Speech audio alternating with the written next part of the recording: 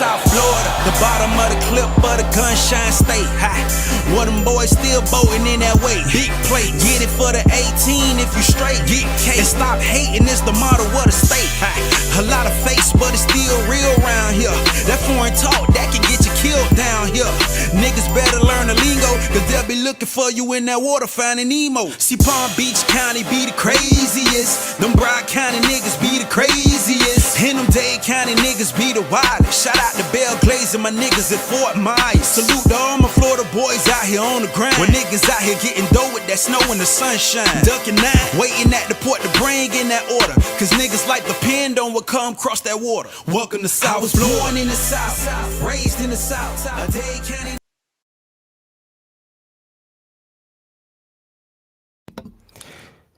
Yo, street muted. All right, go ahead.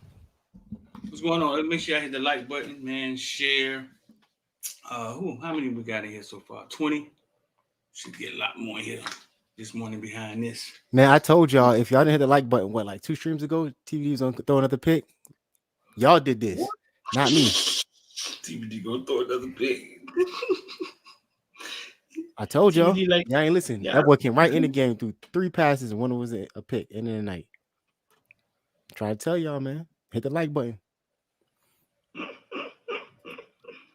What's going on, man? Miami puts up a fight in Tallahassee. Falls short.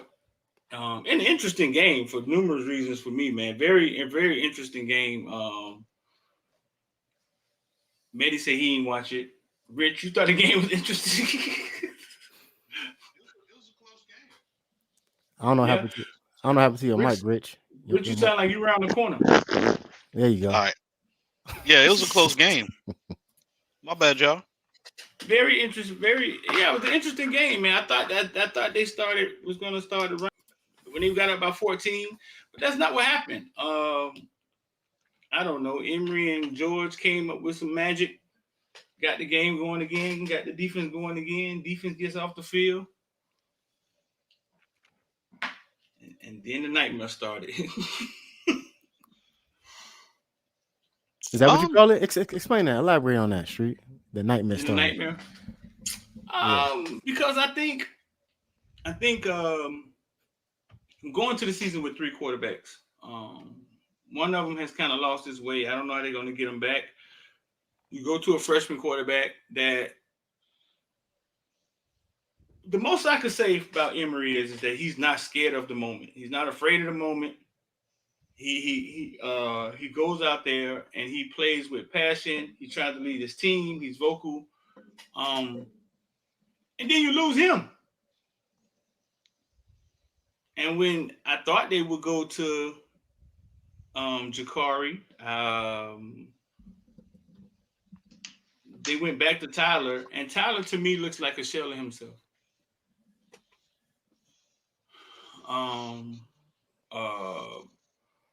Yeah, so that's what I mean. You don't want to see a kid break his arm in a game like that, or dislocate his shoulder, or whatever happened to him. It looked pretty bad. You know what I'm saying? It looked pretty bad. That's what I mean by nightmare. Nightmare for him, nightmare for his family, nightmare because you only had 3 quarterbacks for the most part anyway. So now it's kind of like you really got 1.5, if you ask me. I don't remember if I said that on stream or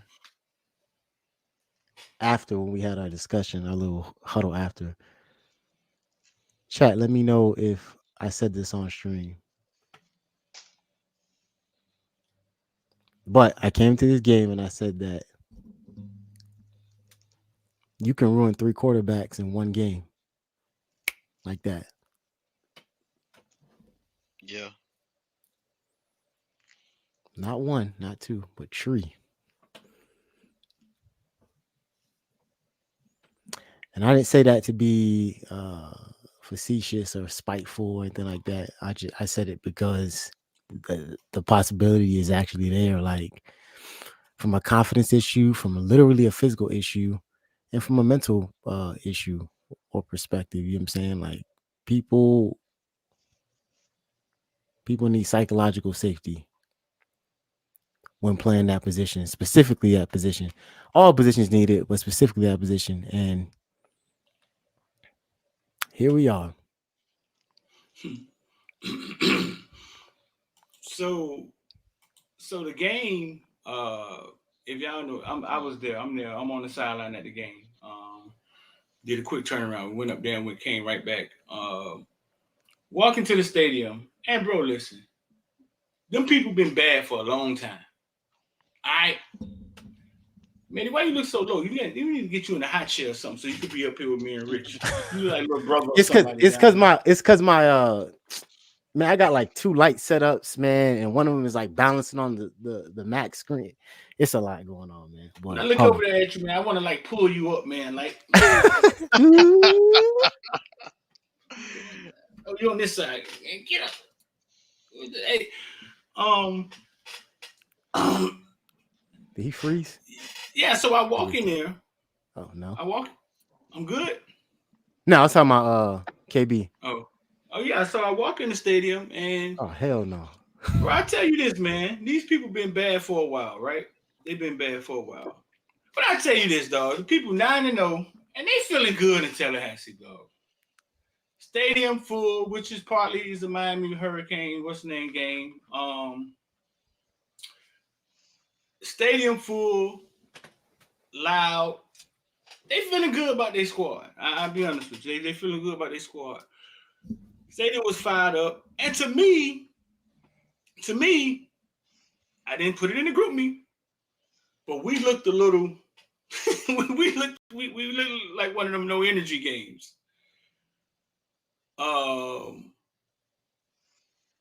Until the game was about to start, the horse is about to come out. We on the field, and what's the coach name from Kansas City? My dog, Hippolyte. Coach Hippolyte. I got Coach Hippolyte on video going crazy. Man, let's go. Let's go. Coach Hippolyte was fired up and firing the kids up. You know what I'm saying? And that's when I saw a little life in them. They walk out there for the coin toss. And then it looked like they were ready to go. But before, man, like Tallahassee right now, man, they're proud about their team. They proud. They're happy about their team, bro. They're feeling really good. You know what I'm saying? And the energy is there. And I knew we were going to have to. We were going to have to. And we responded. I mean, it came right out. They showed that they wasn't afraid. And not only is we go deep with Emory, try to back you up. You ain't just finna pressure us and put down on us. I think that's the more disappointing part about that. I see a lot of people in the chat. A lot of people in the chat saying stuff like this. Yeah. Oh, Ellen throwing shots, huh? Okay, Ellen. FSU not good. Yeah, it was a couple people who said that, and I don't watch the highlights, but from what I saw, obviously it's the highlight. So I know there were moments where it's like probably big third down situations where they doing that stupid ass chant, you know what I'm saying, whatever the case may be. What I find interesting is they probably, like, everything I saw when Miami throws that pass to Jakori George, I just kept hearing crickets personally. So it tells me when Jacolby scored, both times Jacolby scored. Yeah, I'm looking at stadium silent, like a stadium silent. Always. That's how it always works. So I is that their lowest point total of the season? Is it? I would. That pass that Emory threw to Jacolby in the corner, bro. Jacolby was blocking when he threw the pass. That's how that play was kind of set up. Jacolby was there. Emory throws the pass, and then Jacolby fades to the side. You know what I'm saying, to the sideline. Very executed, very, very well. I caught the end part of it. Y'all, the villains, y'all see the video.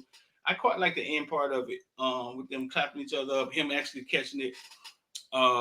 It's the second lowest point total. They scored 24 against Pitt last week and 24 against Oh, never mind. No, just 24 against Pitt. Pitt held them to their season low last week. We held them to their second lowest total. Pitt held them to their season low. Mm-hmm. Our defense is good, bro. But I tell you this. I tell you this about their offense. Jordan Travis, it's almost as if he doesn't take chances.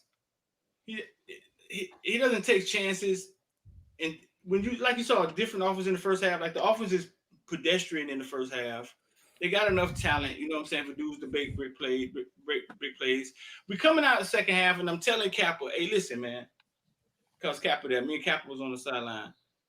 When they start scoring, we're going to have to score with them. They're not 9-0. They're not 9-0 for no reason. You know what I'm saying? And he comes right out, and then what he does? He finds They Big beat Boy. us in the third quarter.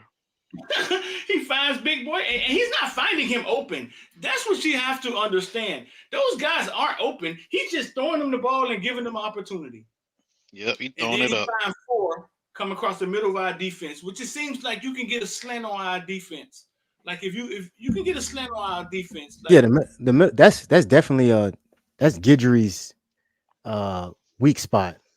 If the middle of the field is open, whether it's a quarterback because your defensive ends are over pursuing, and the D tackles aren't getting that push to the pocket. If they get that push and they get just split a little bit, and a quarterback is mobile, that quarterback is going to get the first up the middle.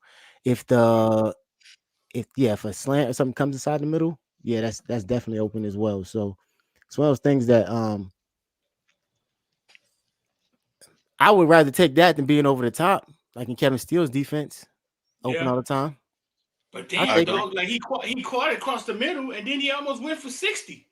And then we caught him, we ran him down, and I think we maybe stopped them there.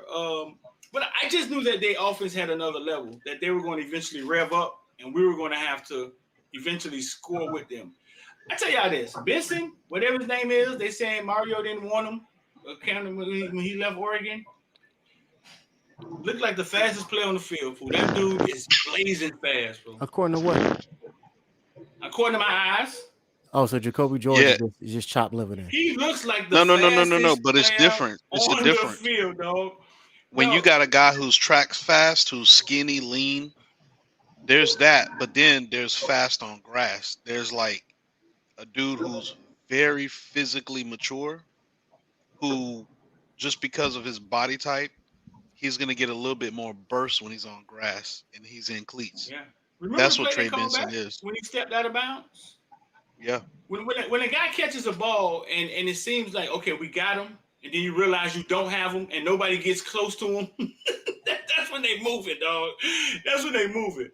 I saw him run directly at James. I'm standing behind James in the middle of the field. He ran directly to James, and then he ran around James. And I'm not sure what James was thinking, you know what I'm saying? But I'm almost guessing that James didn't realize he was running that fast. I don't know, because he ran directly at him. James was watching him, the last man, the safety, and then he ran around him. I'm not sure if James even touched him. He's tough, dog. But Kyle, you have been saying that. One of y'all have been saying that for a while, that their running back was going to give us a problem. Yeah, that was the guy I was afraid of. Yeah. Yep. So, Kyle, you watched the game. You watched the game, right? Yep.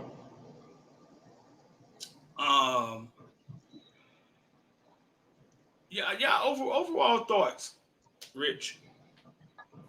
I mean, my overall thought is Miami had a lot of fight in them, and we are significantly different in the trenches than we were last year. And to think about this, on the D line, we have so many guys injured, and we still did as honestly, I think we won the trenches on both the offensive line and defensive line. Where we lost was they got a little bit more skilled players that we do. And I do have to say this, most of those guys that they got was player acquisition. So Benson came from Oregon. Keon Coleman came from Michigan State. We lost the battle on that receiver. A lot of their guys that they had at the skill positions were from player acquisition, so it changed their team around very quickly. But even with that, I feel like what we did in the trenches and what we did, we were a quarterback. If we had a quarterback in there who could utilize the combination of running and passing, I think we give that defense a different look, and I think we get the first downs that we need to sustain drives and to keep our defense off the field and not being so tired. Because that's the one thing we saw late in the third quarter. Our defense was tired because we kept getting 3 and outs in the third quarter. So we wore our own defense out, which it seems like the past 3 weeks, our defense has gotten better every single week. And, every week I go away from a game when I see the Canes play on defense and say, man, that was our best defensive performance. And so the defense is doing well. It's just that we're leaving them on the field too long because we're getting these 3 and outs on offense. We're not helping them. And I think the game is very simple. Just like the famous coach said, hey, this is a football, Vince Lombardi, right? You got blocking and tackling. To win the game, you have to be on the field. So in order to be on the field, you got to get first downs. So we got to get more efficient at getting those first downs. And if we can't get it in the passing game, we got to get it in the running game. So that's what I saw. We didn't get as many first downs as we should. We lost in the third quarter again, the past 3 games. And until we learn how to win in the third quarter, we're not going to be able to blow teams out. But all in all, this is progress. So we did progress from where we were last year.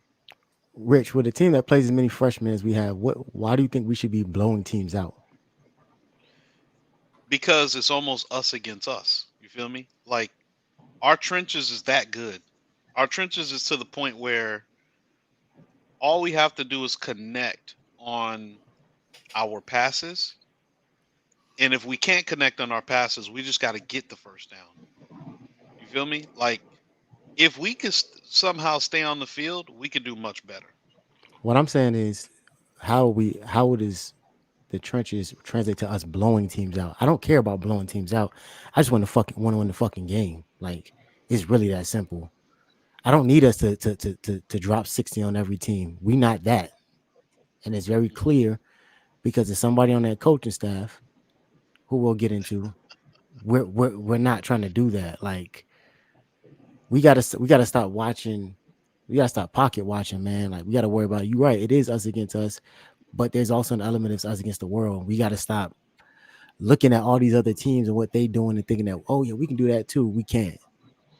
Like, when you play that many true freshmen, and you was using the term play acquisition, but I don't think it's necessarily play. I think it's recruiting, right? It's either they just use the talent, the talent portal, the transfer portal, to bring in a bunch of people who don't fit their culture, who are probably never going to come back to that school. And if they do, they'll do for a couple of years until Florida State start losing, then you won't see them again, right? They're just rentals. That's it. Yeah. They're rentals. They're guys that are just going to show up there, get success, go to the league, and never look back at Florida State or anything else. My stance is that we need to do a better job. Well, we're doing a better job than them at bringing in the talent around us and utilizing it early and often. This team is going to be good. Don't get me wrong. The problem I have is that with the guys that we did get from the transfer portal, are we wasting their opportunities? Because they came here and they trusted that Mario's going to put them in the best position to win. And we not. And we're seeing some of these guys pop off the screen, like a Kiko Malinoa, like a Matt Lee, like a Branson Dean. And they're not a freshman here who has a bunch of time left that they came here expecting to be successful, or to at least, lay a foundation for you to build off of with your recruiting classes. So I'm at a point now where it's like, we gotta stop solely thinking that these teams that use the transfer portal are gonna continue to do this to us, because they're not. We ain't blowing them out. That's just not happening. But you do have an opportunity to make our team better for the future. I just want to win the games that are winnable. And that from the looks of it was a winnable game last night. But it certainly was, and I agree with you. We on the same page. So if I'm an offensive coordinator, and Kyle, you could chime in on this, and I'm starting to see this trend where we're going 3 and out, 3 and out, 3 and out, and we're doing it because we're missing some simple passes that we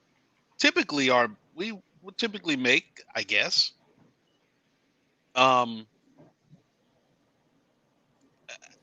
What would I do? What would I do on offense in order to change the trajectory? What would you do, Kyle? The opposite of what I'm doing now. It's something different. It's like they're not even trying, bro. Like there's a million things out there you could be trying, you could be doing. Like from the beginning, you came out, you tried to bomb in the end zone. That was nice to see, but then that was it. It's like the aggression just kind of stopped. I mean, just to answer your question, just do something different. You can't just run. Now it's 3rd and 8. He's forced to pass the ball. There's so many other things that, like, I'm kind of exhausted, like, with the whole thing, bro. There's so many other things that we can be doing, bro. Opposite of what we're doing. Like Blue said it last week. Blue, like, man, it seemed like we run like 5 plays, a variation of the same 5 plays. I don't know, bro. I get kind of tired of it, bro. But go ahead and finish your point, man. Nah, you're right. You're right. I mean, if we got to break it down to a point where we're like, okay, every down, let's go out there to get 3 to 4 yards. So that way, by 3rd down, we stay on the field. That's a simple way to look at it, to stay on the field, because we allow Trey Benson to pop off these runs when we let him keep getting on the field. We give him chance after chance. Mm-hmm. Because our offense has been anemic over the last couple of weeks. What we called beginning of the season, first 4 games, is vastly different from now. But I want to point to this comment by Martin Dew. He said, to be fair, none at the beginning of the season thought Tyler meant to implode like he has. To be fair, 2 people did. 2. Well, you're right. Nettie did, and God did. Shout out to Khaled. I called this from a long time ago. I don't understand what y'all don't do that. Like, look, I think I said he wouldn't make it through the season. Right. Y'all see this right here? I said he wouldn't make it through the season. Y'all see that right there? Yeah, Medi called it. I stand 10 tones of everything I say. Understand that. When I call something, usually I don't say nothing that I don't mean and I don't stand on. So if I say something, understand something. I said it and I meant it. When I told y'all to start Jakori Brown and y'all said no. When I told y'all Emory wasn't ready yet, the same way y'all said Jakori wasn't. But some of y'all are gonna backtrack and move off to the left and act like y'all. Oh, what? I ain't say that. It's okay. It's okay. Because now you have to expect to try Jakori out there. Because matter of fact, let me not even say that, because I don't know. Because with my luck, Tyler will be right back out there next week. I think he will. I think last night showed their hand. It showed their hand. God give it, then he take it away. Yes. I think they showed their hand in the direction that they want to go in the program. Jakori hadn't played a snap. So obviously it says, man, we ain't worried about that. You know what I'm saying? Our future is Emory and somebody out the portal, and then Emory gets hurt. You know what? Now you got 2 quarterbacks. And Mario finally mentions Jakori's name in a press conference. So maybe they asked him about it. And he says, Susan, shout out to her. They meant for him to play. And which I'll give Mario credit. Mario did mean for him to play. That was verbally, that was his intention for Jakori to play. What the fuck you mean meant for him to play? What the fuck does that mean? Right. You That's got like- four whole quarters to do that. That's like right, Cal. You the main one saying, Cal. Maybe too much credit. Maybe he meant for him to play. He ain't calling no shots on offense. At what point does what he wants to happen with his team happens? Right. So whether he meant for him to play or not, whether the chick meant to give you something when you at the house or not, you ain't getting nothing. Twofold. Whether you meant to not, whether you meant to not go raw, but you're not in her, and she have a baby by you, like your intentions are great. Like I didn't mean to have this baby with you, but hey, here we are. You know what I'm saying? 9 months later. But listen. But what I'm saying is this. Let me get a little deeper for y'all. He speaks out and says for every intent he had a chance, he wanted Jakori to play. Now all of a sudden he's openly talking about Jakori, right? Right. Yeah, because now you got 2 quarterbacks. Right. So now you no longer not need somebody. Now you do need somebody. I ain't saying no names. So yeah, this week may be different in the quarterback room. Do I think they get tired of ready to play? From the way things have been going, bro, I would think so. But I tell you this, I don't think so. Tyler looks like he's putting football down. Tyler looks like he checked out. He about to go be an investment banker. He made his $1 million playing football. He done with that. He done. He's done. Bro. This is gonna be Tyler's graduation picture. This is what he gonna do when he graduates. Man, you know what, man? We put KB in the back for that one, man. We gotta put KB in the back, man. I'm not doing that today, man. We're not doing that today, man. Like, look, and he gonna do it with a turnover chain on. Yeah, we have to send Kyle to the gulag, man, because that boy out of pocket.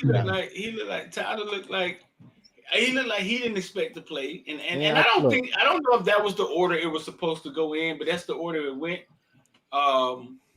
We got to the goal line a few times. You didn't see no Jakori. So it's not about even a Jakori situation. It's not even about that anyway. Nah. You know what I'm saying? Emory went out there, played 4 quarters, and to me, the naked eye, it looked like a freshman that had some moxie. He's talking to his teammates. He's being a leader. He got the balls. You know what I'm saying? When he has the time, he stands in there. He goes through his progressions, and then I get home. I talk to Cal, and I look at the stats, and he was 8 for 23, and I'm like, Cal, I thought he was playing. From the field, no. After looking at all of the sexy FFSU cowgirls and trying to watch the game, it looked like he was playing well. But let me explain moxie though with the quarterback. When you got somebody speaking life into you in your ear, telling you, "Hey man, you that dude, you gonna be that dude this week, man. The whole program is gonna ride on your shoulders, man. You are the future, right?" You ain't got no choice but to be hyped and go out there and do what you do. But when you got another quarterback, you don't even talk to him about the game plan. He you know how when you do scrimmage and you got the people that's on the sideline who ain't never gonna get in, and they gotta run up to the huddle to try to listen in to see what's going on, but they not really in. The coach is not talking to them. That's what you got Jakori doing. You got 4-star Jakori, 6'5", could probably outrun everybody on the damn team, or keep up with the fastest dudes on the team. And you got him with Ryan Ragone, who's a 7th-year college player, and they over there like Ragone is like, man, when you get in, you're gonna be good. But just wait right here with me. Watch. That's what we doing. And so now, just like Maye said, you effectively damaged 3 quarterbacks. Because the psychology, what is the psychology of Jakori Brown now? I wasn't that y'all thought back then y'all didn't want me. Now I'm hot hoes on me. That's the psychology. Shout out to Mike Jones. Mike Jones, right? Because now and now you are effectively forced to make a, because you can't tell him to sit back there and throw.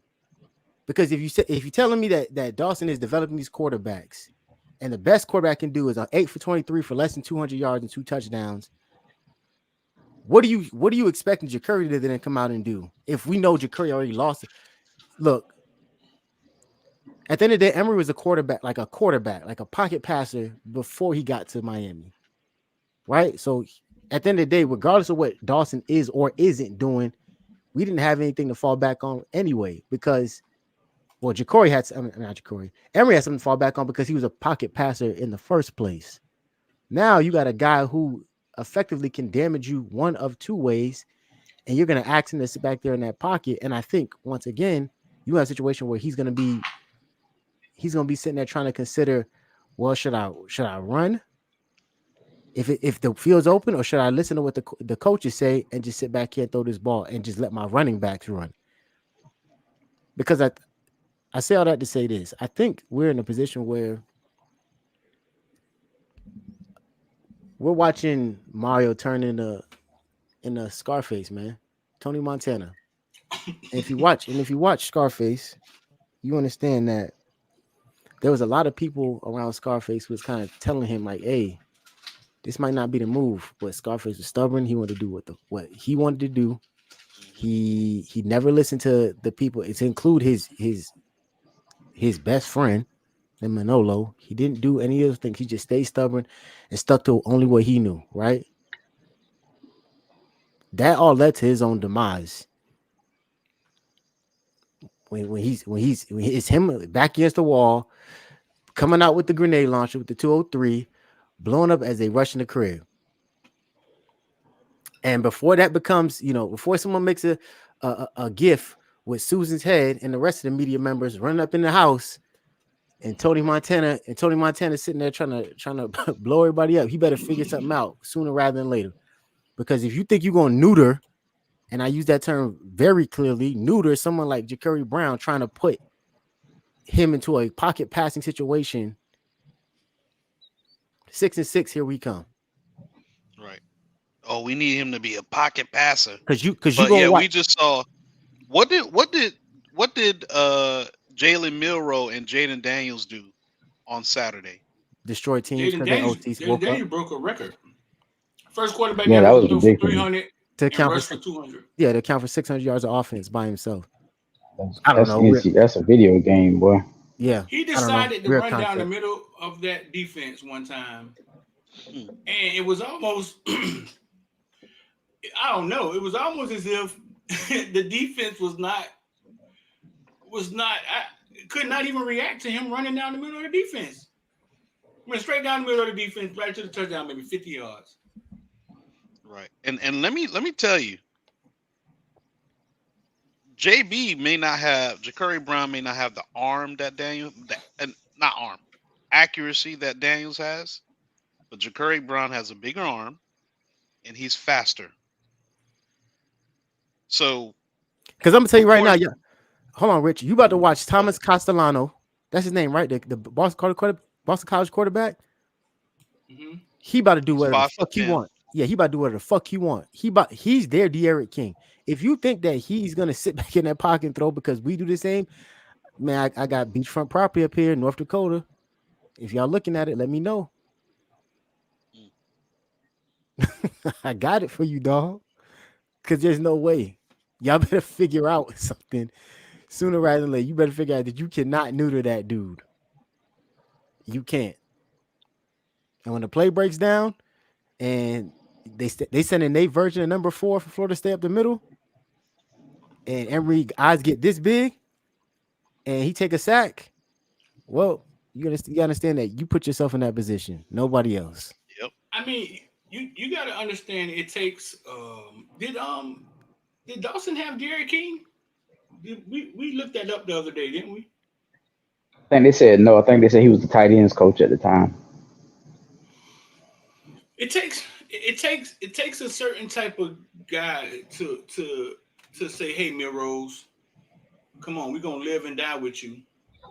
We're gonna make it through these couple of games, you know what I'm saying, and be very patient with them. The same way you patient with Emory, the same way you patient with Tyler Van Dyke. But when it's the black quarterback, right? I think the leash is always shorter than me. It seems like it is. I don't know. Maybe I'm just, but it seems like the leash is shorter. But it takes a coach with some balls to say, hey, listen, this is where we going. I believe in this kid. And this is the direction we're going in. But I mean, it's got narrowed down to two quarterbacks now. So inevitably, I think he's going to have to step on the field. And then at that point, it's up to Jakori. Quite frankly, honest with you. It's up to Jakori, and it's up to them to support him the same way they support all these other subpar ass performances. Here's why I have here's how I problem. Let's say Jakori goes in and lights the world up, right? Next 2 games. Gets us to 8 wins. In the 8-4 season that many people predicted, let's just say hypothetically, right? Right. In the 8-4 season that we predicted, what's going to be hilarious is I'm gonna sit here and laugh at y'all motherfucking asses and said I told you because I was right. And secondly, every other K fan could be like, why the F didn't we play him before? And this is what I'm getting tired of. That's the part that I'm getting mad about, is that we all gonna be asking that question, why didn't we fill in the blank? Players, analysts, coaches, but what they're not going to go back and look and say, y'all told us, fans, y'all told us that he wasn't ready. Remember y'all said he wasn't ready because y'all watched a spring game where he wasn't live and 2 games last year without this offensive line. Y'all said he wasn't ready. Remember? I ain't forget. Remember my man on TikTok? I ain't forget y'all used to wear them. Y'all used to wear them beauty store slippers. I ain't forget. I ain't forget y'all used to wear platinum FUBU. I didn't. Just like that. I ain't forget. Y'all ain't forget that. I ain't forget that. Because I think it's funny how y'all coincidentally get to move the narrative when things then end up playing in your favor and you find success. But leaving up to that, everybody named mom gotta. So I said this yesterday.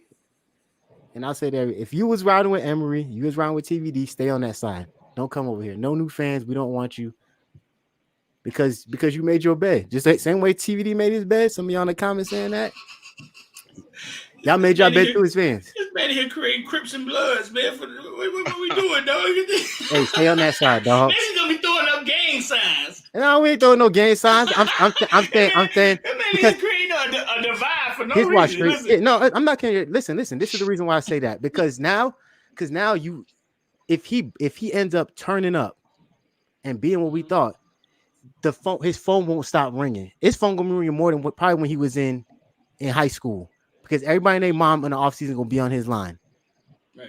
And then you got to march him into a bowl game in between that time and say, do it again. And if he does it again, you can sign, still deliver. And we're going to be sitting here beginning next offseason saying, what the hell did we do wrong? How did we mess that up? Because he's gonna leave. You told him for happens all the time. You told him for 10 games. Yeah, you right. You right. I think you told him for 10 games. You told him for 10 games. Fuck you. We don't believe in you. We going with this guy. Then that guy shit the bed through a 4-game stretch. You said we going with the new guy, the guy who can't grow a mustache yet. We going with him. Then he's now knocked out the game. And you're like, yeah, we still gonna go with this other guy. Now you're saying, hey, we got to start preparing you to. Yeah, that's suspect. That's like putting his livelihood in your hand, and you're costing this kid millions of dollars by doing that. And at this point, it's a business decision. I don't even care about the money, dog. And to be completely honest, I think a lot of these kids don't either. No, I don't think so. I don't think so. I think fans sometimes put way too much emphasis on it. Some of these kids, don't get me wrong, they do care about money. Let's be clear, right? And I think it becomes very evident when you watch them play the game, how much that money affects how they play the game, successfully or not. Right? I don't know if Bo Nix got an NIL deal look like Caleb Williams, but I can tell you this: Bo Nix ran circles around Caleb Williams yesterday. Bo Nix looked unstoppable. Yeah. So What was Auburn doing to Bo Nix? Martin is in Africa. That's my guy from Africa. What you say to that, Mitty? What you say, Street? You did an interview, right? Can you confirm that? Can I answer that question? No. I want Street to answer. Street did an interview. Street, can you confirm that? And I want you to provide context because I want you to say whether they were sold that, like his people, and he agreed to it, or he came out and said, "You know what? I don't want to play this year. Y'all can red shirt me because I'm tired of the narrative." I think football is a competitive sports, right? Played by men, competitive men. You know what I'm saying? I think the fans are all emotions. Emotions when it comes to their team, their logo, their head coach. Look at you. You saying somebody do this and you ready to fight them. You like, Street, I fight you, you throw the U down. It's all emotions. That's what fandom is. You know what I'm saying? Jakori Brown said something. Him and his family said, basically, hey, man, y'all burnt my red shirt last year for no reason with Gaddis having me, you know what I'm saying? Is it possible we can get it back this year? Now, getting your red shirt back means you can't play in more than 4 games. Mm-hmm. Let's not take this too far to the left. You know what I'm saying? Getting your red shirt means you cannot play in more than 4 games. Jakori is a kid at a school. Mario and Dawson's are the Chiefs.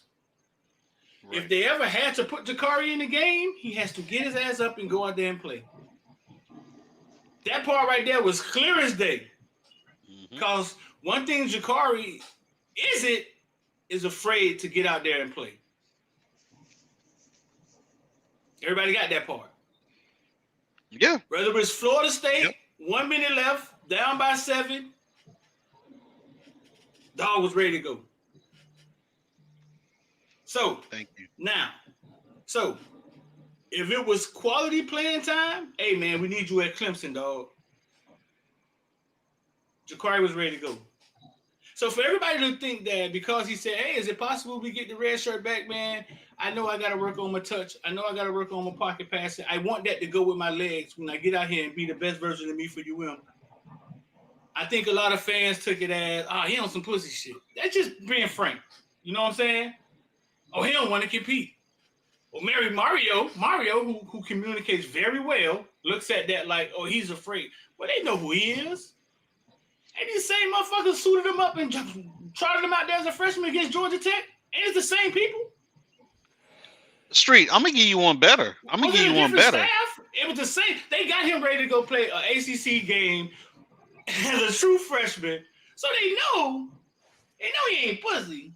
They know that. You know what I'm saying? They know that. They know he's very responsible and very mature. They know he's a hell of a teammate. All this shit that the coaches talk about, they want in a player. You know what I'm saying? They know all of this. I'm going to give you one better. These last games. 1 second, Rich. These last games he could play. Right? He can't burn his red shirt anymore. So I want all of y'all to be clear, and I'm not explaining this ever, Mitty. So y'all take notes. Y'all can explain it. He could have played last night. He could play for the next games. He won't burn his red shirt. If he's part of your future, right, and you care about him, you get him in and spell the freshman quarterback that's 8 for 23 in the fourth quarter at least once or twice, and sit the freshman down and say, hey, let's see what Jakori do. You see what open. He let him watch the game from the sideline for a second. You get him in the game once or twice. You know what I'm saying? I think if he's part of your future, I believe. With that being said, I want Rich Cook. With that being said, y'all finish, y'all through. Well, did I answer the question though? So what was? No, you did. You did. Put some respect. Put some respect on our names as a media organization, and stop the cap. Stop spinning narratives the way y'all want to fit your frustration with the wrong people. And that's it. And check this out. And check I this mean, out. but I wanted to be clear. They're fine. They're fine, Mehdi. They're fans. That's how they see the game, and I understand how fandom work. And you want your team to win. You want your coaches to be right. Like I told y'all, I used to be the same way before I became the media. When I became the media, it was like a third eye opened up, and I became objective. Like I could criticize the Canes, and I didn't assume that because Mario made $8 million, he knew what he was talking about all the time. I don't know. It just happened. You know what I'm saying? It happened. But I was once a fan on that side, and I understood that whole thing. So I gotta let them be them. You know what I'm saying? They're our followers. I'm gonna try my best to explain things like I just explained it. And if you don't understand, right? Don't understand? Go get some cum with your baby mama or somebody. I don't know. Life gonna go on. You know what I'm saying? Go ahead, Rich. Yeah. To add to what you were saying, Street, because you were 100% accurate. Jakori sat there and did the university a favor. He did Mario a favor his freshman year when he burnt his red shirt in mop-up duty when the two quarterbacks that were ahead of him sucked under Gaddis. So Jakori, like, first of all, if you don't speak up for what you want, what do they say? Closed mouth don't get fed, right? Facts. So Jakori's people and Jakori had to be like, hey, Mario, I ain't gonna, don't do me like that again. Like, I went ahead and burnt my whole red shirt. This is my career we talking about. There's millions of dollars on the line. I burnt it for you. I did that for you. I did that for University of Miami. Now this season, I don't want to burn this red shirt. I don't want to get in with 4 plays left in the fourth quarter to throw 2 passes and hand the ball off 8 times. I don't want to do that my sophomore year. In this case, it would have been when TVD's throwing pick after pick. Now you put me in the game. We down by 3 touchdowns. Mm-hmm. No way we coming back. Now you gonna trot me out there in the fourth quarter with 4 minutes to go. Weird how that I'm works, not. man. I don't want to do that. Hey Mario, I appreciate it. I did you a solid last year. Please do me a solid this year, and allow me to preserve 1 year, so that way I can develop and get better. Ain't no motherfucking. This way, is dog. why Jakori said what he said. Look, bro. I don't mind taking a back seat and going ahead and getting better. Once again, for the sake of the program. Now, what we're saying and what everybody's seeing is nobody has even mentioned Jakori up until the loss at Florida State. Nobody on that coaching staff. That means they forgot about Jakori. He's forgot. As a matter of fact, what are they doing to make sure that he gets better as a passer? What are they doing in practice? Remember, they get paid to win games. They like, you ain't gonna work with no personal coach. You gonna go over there on scout team and run some scout team plays because that's what we need you to do. We don't give a fuck about your career. At some point, you gotta take. I don't. Hold up, Rich. Stop. I think. No, they're not saying that. But you're right. I think he asked to go over there. But other than that, I don't. From what I'm hearing, he asked to go over there. But other than that, he's not taking first and second reps. So the third quarterback is doing what in practice? Scout team. Okay. No, hey, Street. Somebody point out in the comments. Wise words. I didn't notice that Texas A&M started a black quarterback last night. He accounts for 4 touchdowns. They went 51-10, and he gets fired the next morning. Really? I didn't know that. Who was the quarterback? Jalen Henderson from Encino, California. He's a sophomore. Weird. So this is an epidemic. This is just going 6'3", around all across 220. the football. He accounts for 4 touchdowns in his first start against Mississippi State. Went 52-10. The next day they fired Jimbo, dog. Right. What am I looking at? Hey, boosters having the Life. final say. Yeah, life. There's no way, bro. There's no fucking way, dog, that I'm actually reading this shit right now. That's hilarious. As Jaden Daniels went crazy across college football. I'm telling 300 you. yards passing, 200 yards on broke a record. Let's check the stats again, man. Week 10, man. Let's look again. Let's look at who the NCAA passing leaders are again. Dog, there's no fucking way. It can't be this fucking difficult. It can't be. There's no way. I watched Michael Penix play a couple snaps. I was like, my goodness, this is. Guess who jumped Drake May and Shador? Caleb? No. Jaden Daniels, right? He been had him in touchdowns. Dog, it can't be this difficult. It can't be this hard. But we keep hearing Bo Nix name for Heisman. Why? Why? You're looking at the stats right there.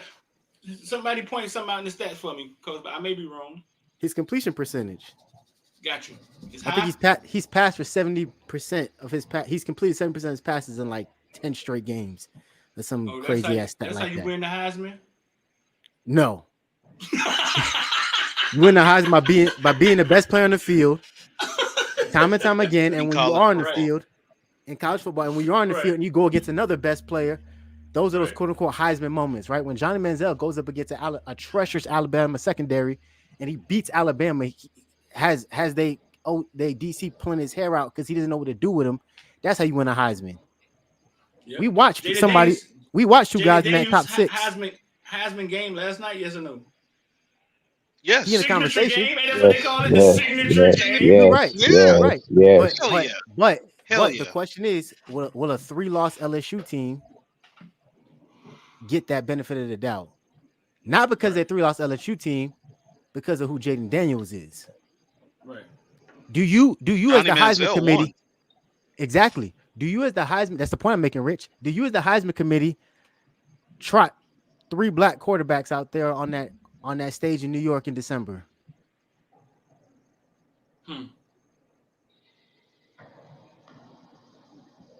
So you have to give context when you explain and stuff like that, because all people hear is black. So understand. It's not, but it shouldn't be the context. So understand what's being said, because the first thing you're gonna give out is people trying to say, why are we comparing, JB to, Penix and Daniels. So understand what's being said. If you have talent on your roster, right? And certain talent should be prioritized. So what Maye is saying, when you look across the league, whether it's college or the NFL, what do you see? You see high quality, high caliber athletes. You know what I mean? Guys that can both run and pass. Do we have that on the roster potentially? We do. We have it in one single solitary player.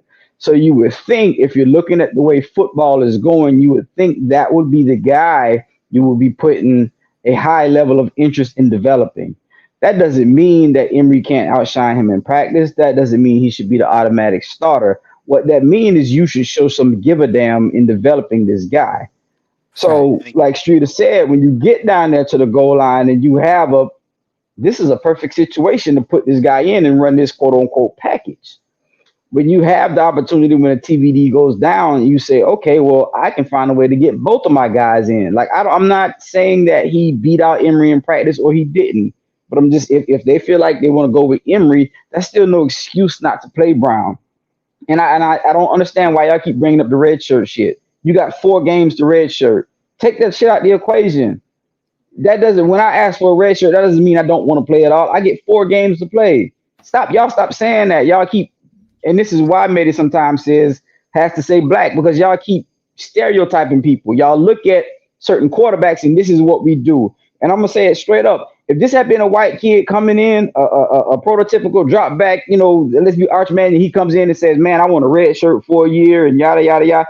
all the things that JB has been saying or has done since he got here, not just this year, you would be praising him. You would be like, man, that's a leader. That's the kind of kid that we want. That's the kind of quarterback we want. Yada, yada, yada, yada, yada.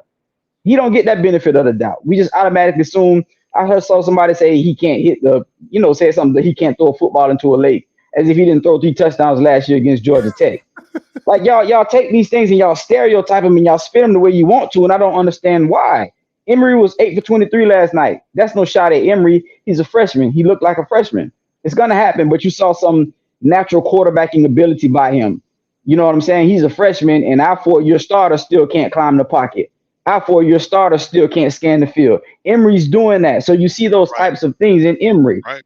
But he was still 8 for 23. He's a freshman. It's going to happen. So Emory did nothing to where you can't say, I can install a Jakori package. You can't say, oh, Emory cooking, man. We can't take him out right now. You couldn't say any of that. We were struggling. We needed a boost. We needed a spark. At all, you couldn't say none of that. All we're saying is you have a guy that you need to be trying to develop. And it seems like you're not putting your best foot forward into developing him, because you have opportunity time and time and again to play the kid, to see what the kid has, to do so many things, but it's just like he's just sitting there. So what Maye is saying is you see the landscape of college football, you see the landscape of NFL. Dual threat is where it's at. We got one dual threat guy, and you shouldn't be shunning him. You should be trying to develop him. And that doesn't mean he takes all the reps from Emory or he takes more reps than Emory. It just means you should show some give a damn and play him, just a goddamn little bit. Like, damn, we shouldn't be here where we are. This man ain't played none with all this opportunity that's been out there. Like, hey, come on, man. So I just don't want y'all to get that twisted. Like, some of it is just like straight up stereotyping. It is, because y'all spend y'all own narratives on this kid. But all we're saying is you have the talent right there. You need to be trying to develop it as best you can. That's all. Shout out to Kyle, man. Some people are gonna be like, well, that means Jakori must have did something. Jakori don't be going to class. He might be flunking his party right through May class or his whatever, right? Because that's the narratives.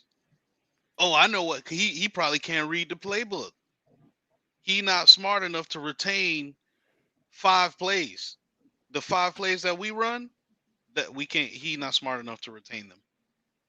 We need to stop with this nonsense. But that being said, man, let's move on, man. Let's talk. Shout out to Kyle, man. Let's look into some of the stats and some of the things that these guys did right. I guess the bright side of a otherwise pretty frustrating night. Jacolby George, Kyle, I wanted to actually hear your take on this, man, because I heard somebody in the comments in the group me last night say, who said that? Someone said, who said that? What's his name was elite? Jacolby George was elite. Jacolby is an elite route runner. Like, when y'all think elite, I'm sure y'all thinking about, Jerry Judy's and all those type of things, all these big prototypical, Yeah, everybody's not going to be uber athletic like that. Like, you're not going to everybody's not going to grow to be 6'3" or 220 and all that kind of stuff. What you're seeing out of Jacolby George is probably a better version of what y'all seen out of Rambo. And y'all was like, Rambo going first round, Rambo going second round. And I'm telling y'all, no, he's going 5th round. There's, what I mean? And hell, we all were wrong in that. But what you're seeing is possibly a better version of that right here in your face. This boy has had people on skates all year. I think some of y'all don't understand the nuances of playing receiver and how much route running takes into accountability. Like, y'all feel like he's not elite because he's not out there jumping over people and mossing people and all that kind of stuff. You can't stay in front of this kid, dog. Like, you cannot stay in front of his kid. Like, hey, shout out to my boy Roger Brandt. That was his high school coach, man. He produces really good wide receivers, man. So shout out to my boy. I had to give him that. But bro, Jacolby's out there. You can't stay in front of him, bro. He's out there putting you in spin cycles. He's running, and you saw it last night. Like, that's supposed to be an elite DB that was guarding him. Man, he was cooking. He toasting him. That dime he caught was pure concentration too, because if you had a DB breathing on your neck like that and you're about to get hit by a safety, how many receivers drop that pass? and he was holding him. He's holding him the whole route. And I'm like, well, what the hell is this? Still caught on him. They blazed that boy, man. Let's talk about how the media told me that Johnny Wilson and Keon Coleman was better than anything we had on our roster, but Jacolby George single-handedly had more production than both of them combined. In how many? In 4 less catches. Like I still don't think people seeing the talent that we have on this team. Of course, no, it's not Georgia level talent, but it's win the ACC talent, and I think people still don't see it. So people attack our receivers when the passing game isn't going. They can't create separation. Yada yada yada yada. Y'all don't even go back and watch the game. You say this during the game. You can't even see the whole field, so you don't know who's creating separation or not. Say go back and watch the game after. Tell me you get a bird's eye view, and then tell me that. Our receivers were open, and a lot of times when they weren't open, if you watch those plays, even on those catches, like Florida State is holding the shit out of them. And I'm not saying that we don't have pass interferences either, but I'm watching these plays. They're literally grabbing, holding, and this is on catches. So, like, we sit here and we'll try to down the whole wide receiver core and down our talent. Bro, we got talent. We just had our receiver outshine both of their receivers. You know what I'm saying? You saw Young when they finally started trying to just like get the ball to Young. Everybody like Young, soft Young. First off, Young is still developing himself, but Young was out there making catches too. Just like X had a uncharacteristic game. My boy was off. It was what it was. But we have to stop downplaying our talent and act like we can't get it done, bro. I know we trying to skip that, but we just need a quarterback in the worst way and a little bit something better from the OC. Man, our guys are out there doing their thing. Like Maye pointed out, like wasn't nobody cooking like George last night at the receiver position. Nobody.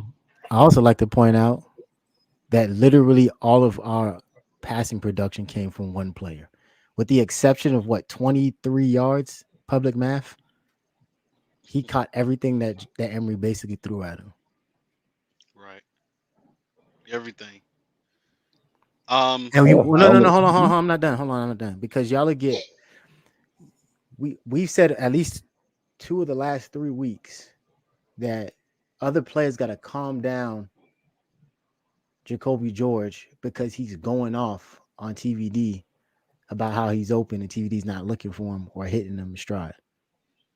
We said that because it's obviously true. And here's your example here on the screen. At some point, we got to figure out how to be more productive with what we assume is ineptitude or lack of talent and when I say we, I'm talking about the fan base, because I've always thought, when I heard people say stuff like, oh, we need a true one this year, when I heard people say stuff like, oh, we need a leader or an alpha dog on the it's like, well, what if that person was there the whole time and we just underutilizing them? Because that is a thing, contrary to popular belief. You can't do that. And for those who've been fans for longer than 2 years, time and time again, we've done that here. And when it happens, we always seem to point fingers at everybody except who we need to. We always seem to make excuses for certain people. And I'm just to a point where I'm tired of hearing about it, quite honestly, because it doesn't make sense to me. Like at the end of the day, we're showing you proof positive that we didn't need to go to the transfer portal because we recruited Jacolby George. We got him out of high school. He went to Plantation, right, KB? Yes, sir. Got him from the house, from the crib. You know what I'm saying? It wasn't like it was something that we had to go look into. He'd been sitting on the roster the whole time. And if you look at these stats, and Rich said it, Kyle said it, we talked about the difference between a guy like Restrepo, who's going to have 7 catches for 60 yards, 9 catches for 83, and maybe a touchdown, and a Jacolby George who's going to do 5 for $150 and 2 tutties. We talked about it on a Crib Talk. Primarily those two, not me. But when y'all sitting there and not looking at the whole picture, like Kyle just said, and y'all simply watching things live and making these assumptions, This is that nearsighted. This is those orange and green glasses we talk about y'all put on because y'all missing the whole point. We made one QB change, and this dude goes off the same way he did at the beginning of the season. Weird how that works. But yeah, we need an alpha. We need to go to transfer portal and get a quarterback. We need to get a top wide receiver. No, we just need to get somebody to get the wide receiver if he got the ball. Weird concept. I know. That's it. I know. We need an offensive coordinator and coach who don't play conservative. We need somebody who's actually going to sit there and play the game of football the way that it's meant to be played. You play fast, you play physical, and you're always on. Period. If the score is, if you're not up by at least 14, you should never be conservative in a football game ever. This is what we got you going got nothing on. to lose. Right. we got nothing left to lose. You go out there and you play balls to the wall, bro. I would have went and stole some of them plays that NC State ran on us just for the hell of it. You got nothing to lose, bro. I'm gonna give a hot take too. I'll give a hot take. I don't fully foresee it happening, but I could see a situation where Washington jumps Florida State this week in the playoff. I agree with you. They jumped the floor agree. and pushed them out. Because those people were 14-point favorites. They were supposed to blow the doors off of us, according to media in Vegas and all these other jackasses that I don't take their opinion for a grain of salt because I don't think they know what they're actually talking about. But what do we see? Right. But we see the guy who's leading. Well, he was leading America. Is he still leading America in passing yardage? Yeah, he still is. Who? Only doing the last 2 seasons. Michael Penix. Only doing the last 2 seasons. No big deal. Weird, I know. Despite his defense continuously screwing him, that man's been in dogfights the last couple of weeks because his defense, I don't know what happened, but they've fallen off of a cliff. Right. And that man just goes out there and plays ball. He's at 7 picks for the season. He's trying to he's gonna hit 30 touchdowns. You know what I'm saying? The only person at this point who has a better rating is Jaden Daniels, but Jaden Daniels lost 3 games. So and I could see a situation where they actually cause Washington to jump Florida State. Could it not happen? Yep. Possibly, but so we'll see. We will see. I agree. I mean, we're seeing this in real time. I mean, we talk about having players that understand what it is that they need to do. We talk about running versus passing and all that good stuff. And yeah, if you look at Penix and you look at what he's doing, just single-handedly based on what the quarterback is doing, and you look at Jordan Travis and what he's doing, I'm picking Washington to be in the playoffs as opposed to Florida State. And Like I said in the group chat yesterday, how is this man the only undefeated quarterback in America with 0 Heisman hype? As in Jordan Travis. Nobody's talking about Jordan Travis in any Heisman conversation. I don't think he's in the conversation for what's the other one? The other quarterback award? Is it the Danny is Werfel? it Unitas? Johnny Unitas? One of them shits. I don't know. I think it's Unitas. I'm not sure. Jordan Travis is 17th in America in passing.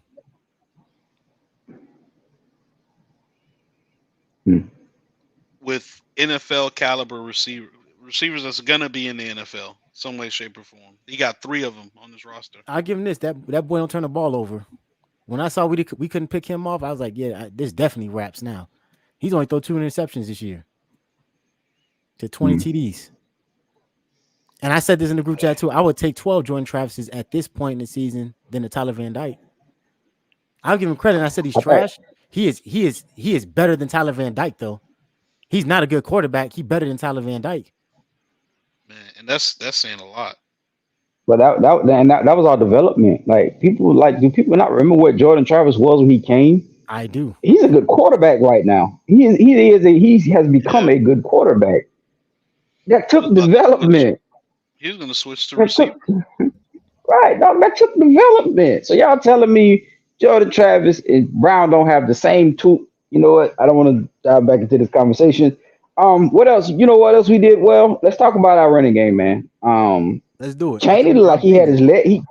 Chaney looked like he had his legs back last night. Did y'all agree? Like it looked like I don't know, maybe it was the FSU game, but I saw a speed, a straight line speed from Chaney that I haven't been able to gauge all year. I just wish he I would don't know if break. y'all agree with me on that. He almost did, but I wish he Yeah. would break one because it seemed like when he got in the second, when he got to, the next level, he would slow down, or he would start thinking in the open field about Mm. how to make people miss instead of just running. Sometimes, once again, don't make it difficult. Just run, dog. You running and them trying to tackle you, they might bounce off you. You might keep going, but when you start slowing yourself down mentally to try to make a cut or a play, you're doing more harm than good, in my I think it's opinion. conditioning too, and I think it's Chaney still recovering. Mhm. Even though I mean there's a difference between being injured and being hurt. I think that he has some nicks and bruises that he's still trying to get over, in my opinion, from what I see. But the one thing I will say is Chaney, as we've been saying all season, Chaney is the most explosive, in my opinion, back we have, and I also think that he has the best vision. Um, I disagree. and we saw it, Yeah, I do too. and that's I completely think fine. AJ Allen is the most explosive back, and I possibly think I Chris think so Johnson. too. Chris Johnson doesn't got the body type yet. Yeah, but Yeah, Johnson I don't didn't play, so I mention. think you I mean mean, out of the rotation yeah, guys. Uh, but yeah, I got Allen on that, and I'm gonna make a YouTube short about that. If you watch Allen and his feet, I think in a straight line, I think Chaney beats him, but he has much more short area burst and quickness than Chaney. Yeah, and and when he hits the cut, like Chaney used to be like that. Like 2 seasons Right? ago, That's Chaney me, was like man. that. But when he got hit in it, like when he got that hip injury, something threw him off where it seemed like his hip flexors don't don't pop the way they used to. Where when he hits, Mhm. he can hit a cut, hit the hole and get busy. I don't think he has anyway. AJ That's the Allen. knee, but that's the knee. Even if it's mental, that's the knee, like 100%. Mhm. So we got to excuse him for that one. Yeah. But with that being said, we still outgained these people. If you, I mean, they would have 89 yards in the ground if you don't take out the -30 from Travis from getting sacked all night. With that, they Mm. have 57, but 89 if you take out Jordan Travis. If you take out our -7 from Emery taking sacks, we have 138 on the ground. So they won the passing attack, kinda, I guess. We won the because if you think about it, Emery, as weird as it sounds, Emery had a higher QBR than Jordan Travis. Wow. Emery's QBR was 67.5, Jordan Travis was 66.4. It's Wow. probably it's probably counted to the touchdowns. That's why, but um, which is I don't know. That QBR is stupid to me. Cause even with this, Tyler Van Dyke 2 or 7 for 29 yards and a pick has a 62.3. And I said last show that he had the highest QBR in school history behind a guy who won the Heisman, whose jersey they're retiring this weekend. So I don't know, man. QBR has always been one of those things that I think is kind of a stupid and convoluted stat. Personally, I don't even understand what it takes into consideration or context. Maybe KB, you do. You can explain it to me, but I think that's a dumbass stat. Personally, that's just me. I think so too, because he should have a 2.3 QBR, not 62.3. What let me ask y'all this. What do y'all think we could have done that won that game? Like take away the misplays, right? The missed opportunities. You know, we have missed opportunities all over the field. Let's take away the penalties. What is it that we could have changed to have won that game last night?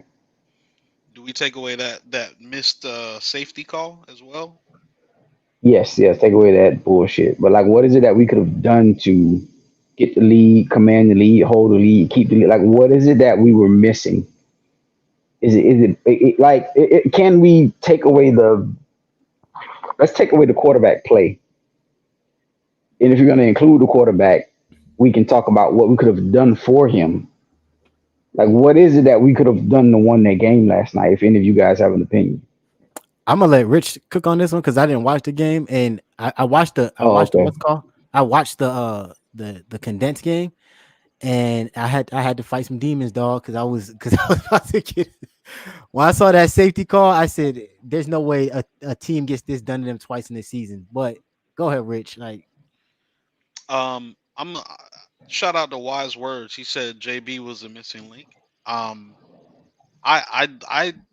think so too, because the biggest issue we had was sustaining drives. We kept getting off the field on offense, and when you get off the field quick and you give Florida State so many chances to make big plays, they're gonna pop one or two plays. Just like we popped the play with Jacolby, where he caught a catch and goes 85 yards to score. If we're on the field more, we get the opportunity for some of those big plays to pop. I think we needed to sustain drives, and the way you do that is we stay on the field on offense. I can't even say anything bad about the defense because they were on the field too long. They were on the field too long. You saw them getting gassed late in the third quarter. So when you talk about guys starting to miss tackles, guys starting to cause dumb bonehead penalties, starting to run their mouth more on defense instead of being locked in, all of those things are results of fatigue. When players get fatigued on defense, they do that. You start seeing the hands on the hips. I got to go tackle this Trey Benson again. Tore Feely, they had him Hmm. running up the middle. I got to go tackle this motherfucker again. That stuff wears the defense out. So if we wanted to sustain drives and stay on the field, I think you got to do something different, or you got to have different personnel out there who's able to do that.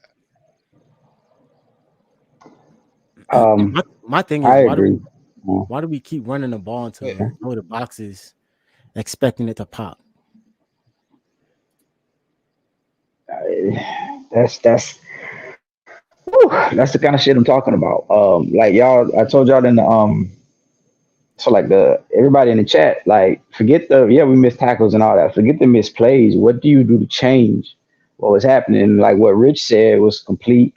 What Maye is saying is complete. It's like, let's just do something different. It's like the first question Rich asked me when I got on. Just do anything that you're not doing right now. Do something different.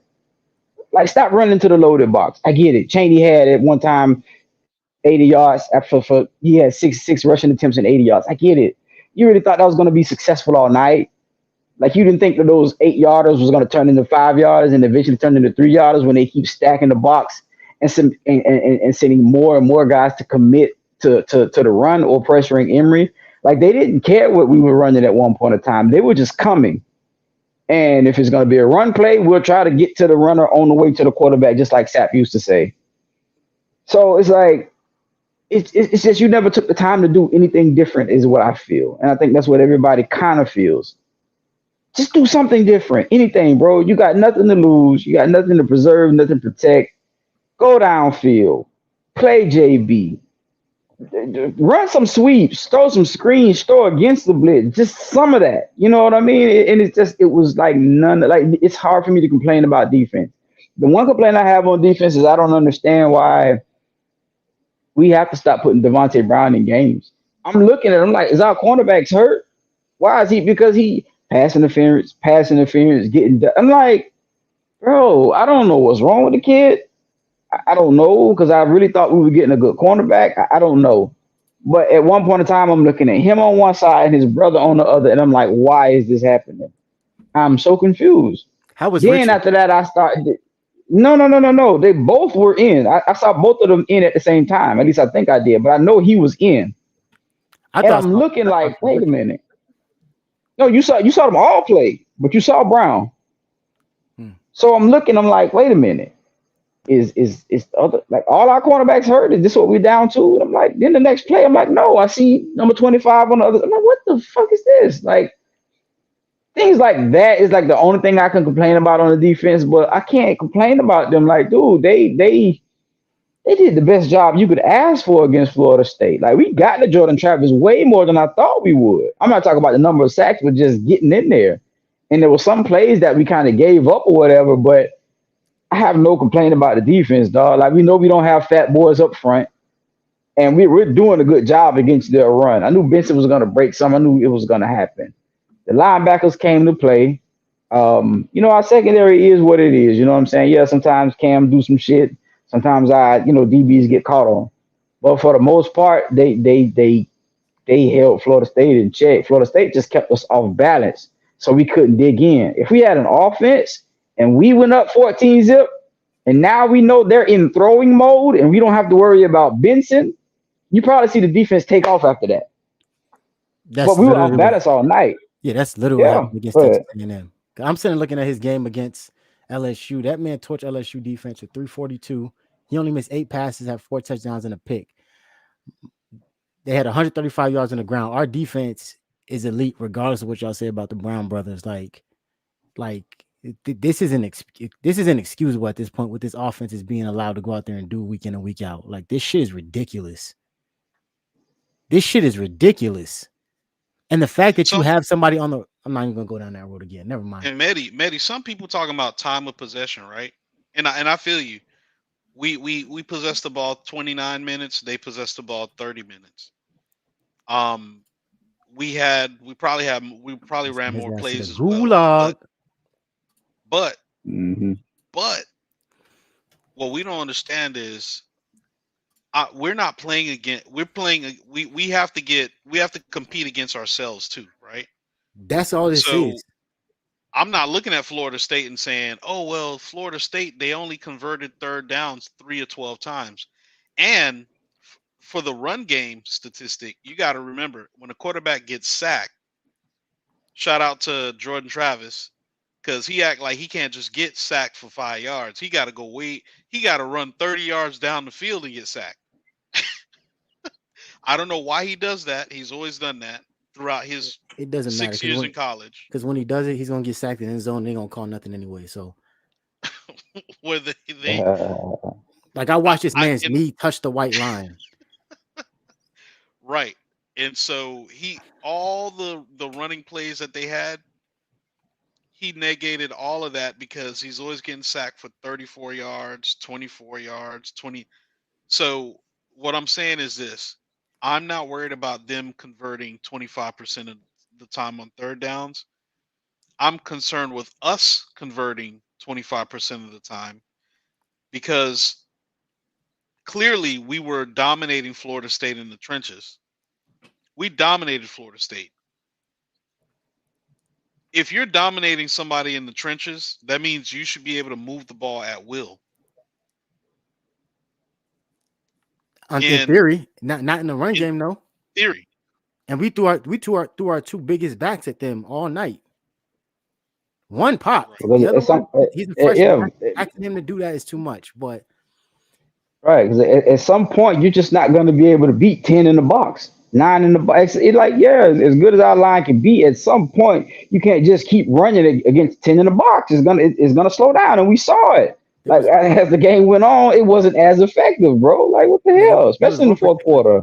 There was one particular play that really frustrated me, is them trying to run up the middle with Mark once again in shotgun. I think it was on third down. They had to take the field goal, and it's like, maybe I'm stupid, right? I don't got it all figured out. I'm not a coach, but if there was ever a time for a Jakori package, it sounds like it was it. Because once you make yourself predictable, Emory ass ain't getting that first down. Not a shotgun, he ain't. And then you hand off to Mark. You hand off to Mark, who everybody in the stadium knows is about to get the ball in this short play call. and we get stopped to help for a touchdown. I mean, help for a field goal instead of a touchdown. In shotgun, bro. Why are we in shotgun? And shotgun. Right. God. On that Third and third and short. 2. 3rd and 2. On 3rd and 2, we Yeah, got a quarterback who shotgun, runs a man. 5.1 40. And I don't know what he runs. I'm just saying. Runs a 5.1 40. I think it was the good thing to not run our running backs because they would have expected that. But at that point, I said either we not going to get it or something's going to go terribly wrong. We're going to turn the ball over, something. And it gets even worse. Our freshman quarterback breaks his arm, I guess. We don't know what's going on with him. But at that point, you're like, what should my brain do? We line up in shotgun. Now we're even farther away from the first down. Wouldn't it be? It would have been a great time. You could even put Brashard back there. If you didn't want to play JB, I get it. Put Brashard back there in the Wildcat and have him run for that first down. Hell, he probably takes it to the house. You run those plays with Brown. It's kind of just that simple because, like Stick Raw just said, JB can pull it, he can hand it off, or he can throw it. All that does is confuse the defense. They have to pick one, and everybody not going to pick the right one. And you know what I'm saying? This is what you do. You put the defense in conflict. So when that happens, let's just say they sniff out him pulling.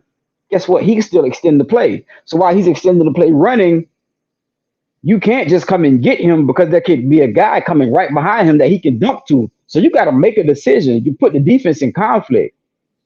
But when it's Emory, it's like it's not going to happen. There's no shot against Emory or anything like that. So it's kind of like just it's stuff like that. You know what I'm saying? Like you're saying with the 3rd and 1s. Okay, if you're going to give Fletcher the ball, line up on the shotgun.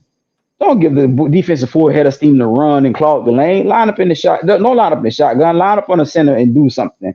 This is why I say we're talking. Me and Streeter had this conversation. I don't know if y'all guys was there, but we're talking about experience. We're talking about growing on the job. And I say that's the problem. I just don't think Mario is growing on the job. I think he's just experiencing it. He's not learning from it. Because how did you not learn from the last 2 games that you should have a package where you line up under center and hand the goddamn ball off? How does that not change after, you know what I'm saying, what we've been going through the last couple of games? Getting stopped on 4th and 1s and oh my gosh. How do you not learn from that? If we're going to do that, Emory's not a tiny kid. He's 6'6". Emory, line up, hike the ball, fall forward, jump forward, do something. I don't get it. Like I feel like we're just one of the plays we ran it. He fell short and he started like reaching the ball off. So I know he can reach it. I know he has the common sense to do that, but he does. He's 6'5". You saw him. This boy dropped his shoulder and got a first down on the run play, bro. This man dropped his shoulder to get a first down on the run play. So I'm like, okay, well, I got a quarterback that's not a pussy. Let's line up and hey, hike the ball. We're gonna go fast. Hike the ball, line up, and boom. We still don't have a hurry-up offense. We still don't have a tempo offense. We still don't line up on the sitter. Dog, our coaches, particularly our coach, is experiencing this. He's not learning from it. He's just experiencing it. He's not putting that shit in the back of his pocket and putting it out and say, okay, this is what we need to change. We saw Guidry do that. When whatever North Carolina did to us up front, Guidry didn't say, well, damn, we just don't have the beef up front. No, we changed the fucking defense, bro. We came out and ran. We came out with 3 down linemen and put more linebackers on the field. That showed up our run game. We stuck Leonard Taylor in the middle. Yes, you right over center now. We changed. We did something. He didn't just go out and let us get beat the same way a second time. Mario and Dawson, and I include Mario in this because he's the head coach. He makes these decisions.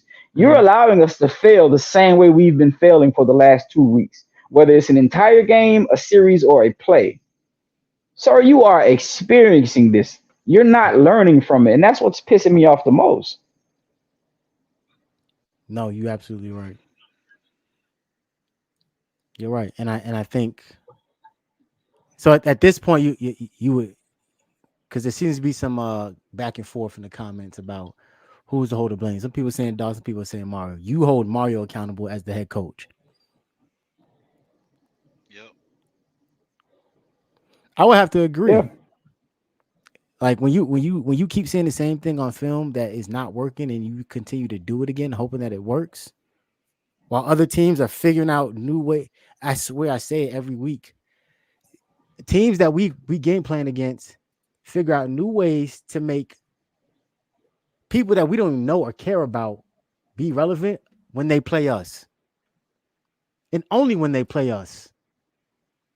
I watched Clemson with a tight end that they never throw to, ever, have the game of his life against us. I watched they told me that Concepcion was supposed to be like that in the passing game. They let that dude rush. They ran trick plays with him. They did all these stuff like that you don't ever hear about. And ironically, you know who caught their touchdown? The one touchdown that they scored? Oh, they scored two because they had a running back.